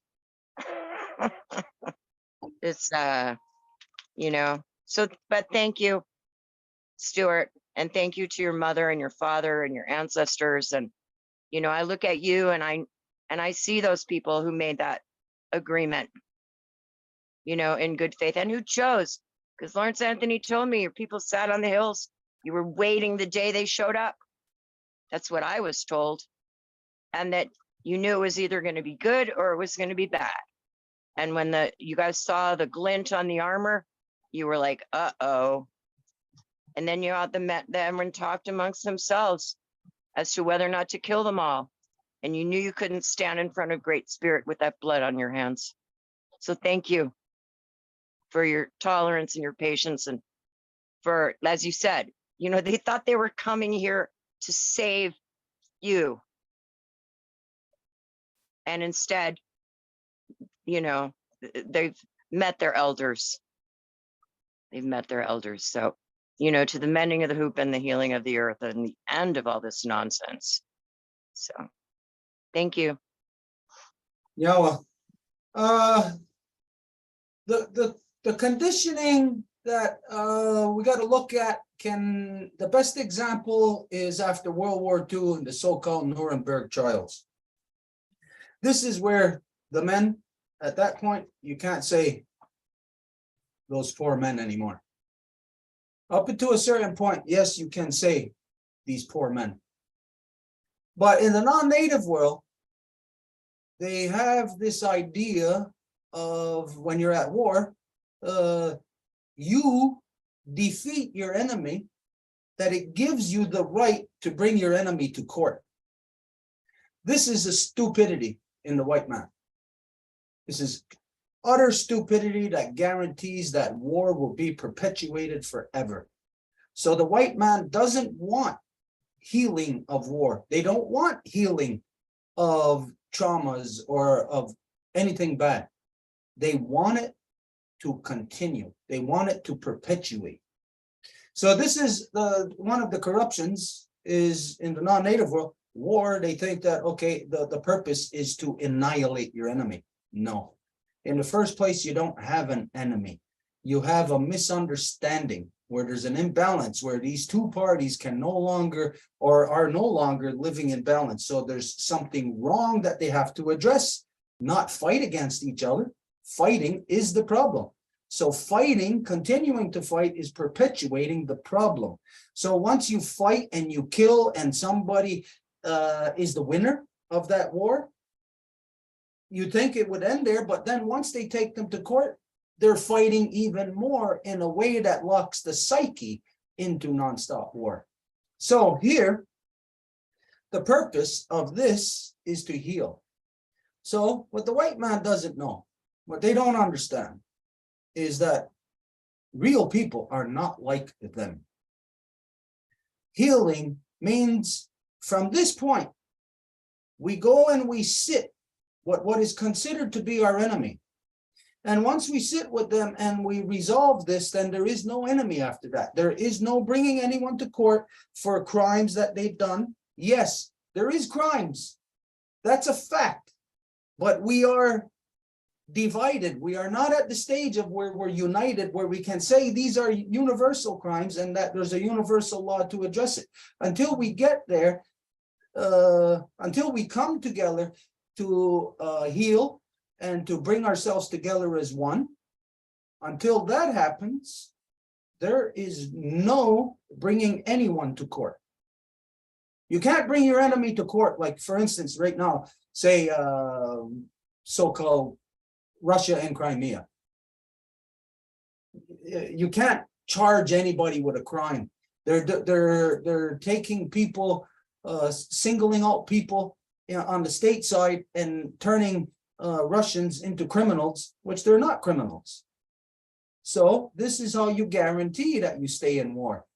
The white man's mind is corrupt. They don't know nothing about peace. They only know how to stay in war.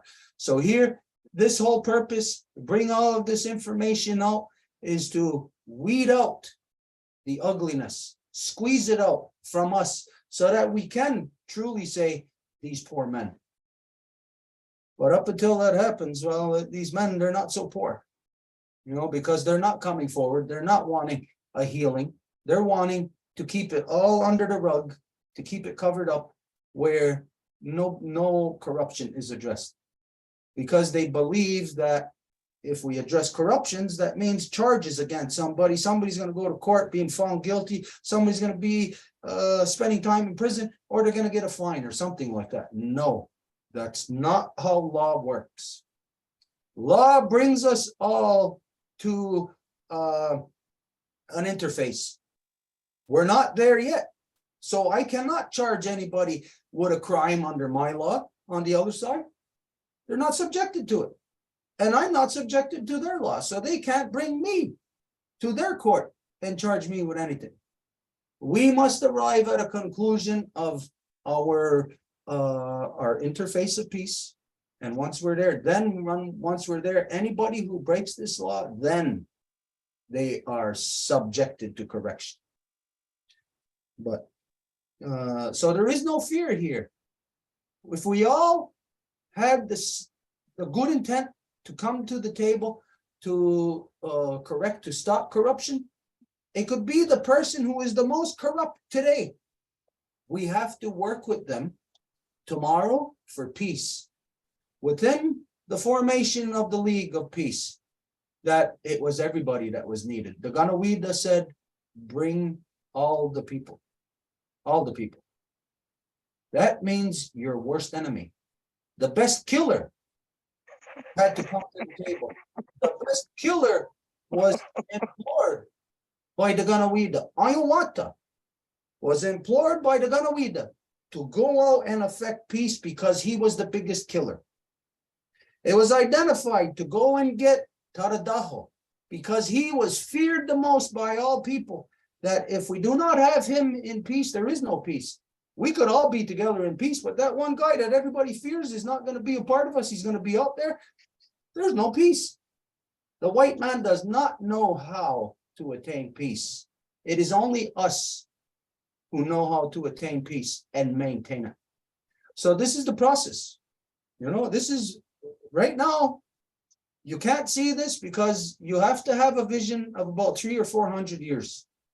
But right now, these are the baby steps that leads to the finalization in about 300 or 400 years of a leveling off of the two polarities where there is an interface, a common law understood, and no one from that point will break law again. We're about 300 or 400 years away from that. So everybody's got to keep in mind that these little steps, this is incremental, this is baby steps. We're building the body. So what Wendy and Mary Claude speaking, what Janet gonna speak, what you gonna speak, what all the women gonna speak, yous are basically building the skeleton. Yous are putting on the tendons, the muscles, the meat, the organs, everything. You're putting it all in, and once yous are all there together, the spirit will be put into it, and we will be as one. This is about 300 or 400 years down the road. When we're starting now. So now we'll go, everybody. It takes big vision to accomplish big things on our Mother Earth. And it's not to say that we have the vision. No, but well, we are doing what we're doing. And well, there's nobody else doing it. So people can say whatever they want about that, whatever we're doing. I don't give a good goddamn what anybody says. Because we're in the process of addressing huge multi-generational issues. We're in the process of correcting them. Everybody else sitting on their thumbs. That's what they're doing. They're sitting on their thumbs and they're twiddling them. Now imagine what that's got to be like. So, okay, now we'll go, everybody. Any kind of information that we got to update anybody on? No, nothing until Wednesday. Okay, I'm going to give you a little heads up about Wednesday. Get ready for this. You aren't going to like what you're about to hear. We have been duped. The whole world has been duped, and it's pertaining to what is happening in the Winnipeg area. We have been duped. We've had the wool pulled over our eyes. Wednesday, we're going to address it. We're going to show you what we're talking about, how everything that is happening in the Winnipeg area, oh, it's all a facade. It's not true. So, of course, a lot of things are true. You could say we're talking about a genocide of our people. That's true. But specific details of how things are playing out today, these things are not true. The people are being manipulated. We're going to talk about this on Wednesday. Get ready. It's a big issue. Okay, so we'll go everybody. Just to close, anything else? Do the closing. Wait a minute. Who's with us? Last week did Wendy do the closing? Wendy, did we ask you to do the closing last week? What happened? Does anybody remember? No, well, you asked her, but she was not comfy. You sang for Wendy, and then that was the closing, I think. Okay. Let's see.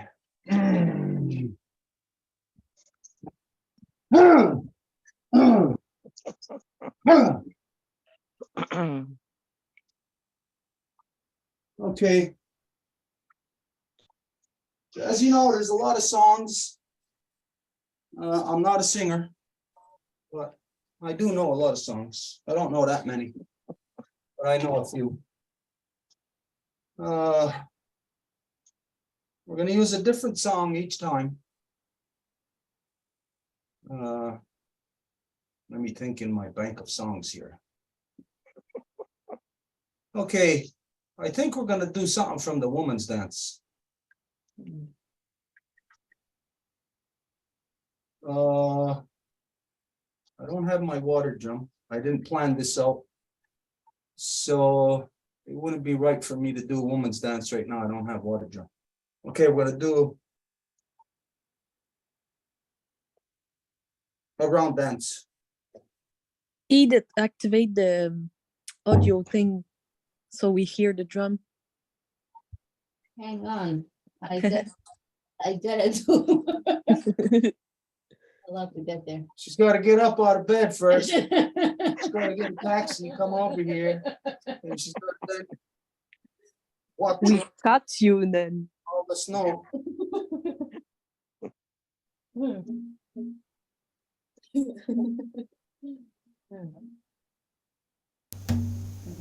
You hear it good? Yeah.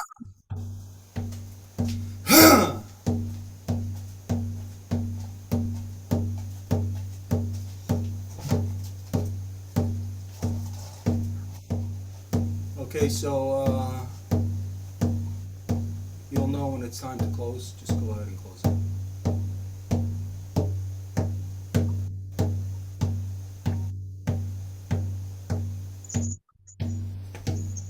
Yo, I know way, yo, I know way, yo, hey, yo,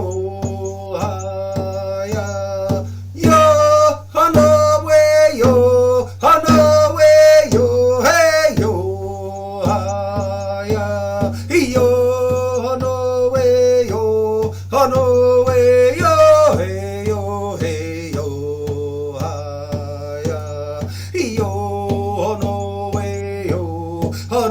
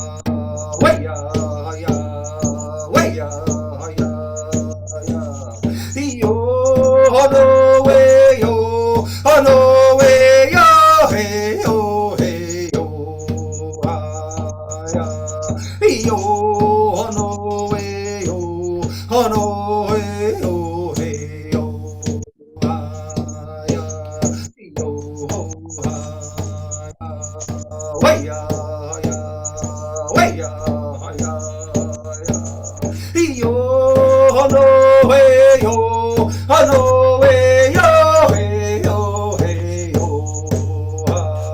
ya, yo, hano way yo, hano way yo, hey yo, ya, way ya, way ya, ya. Yo, no way, yo, no way, yo, hey, yo, hey, yo, ya. Yo, no way, yo, no way, yo, hey, yo, yo, way, ya, way, ya, yo, no way, yo, no way, yo, hey, yo, hey, yo, yo, no way, yo, no way, yo, way, way, yo, no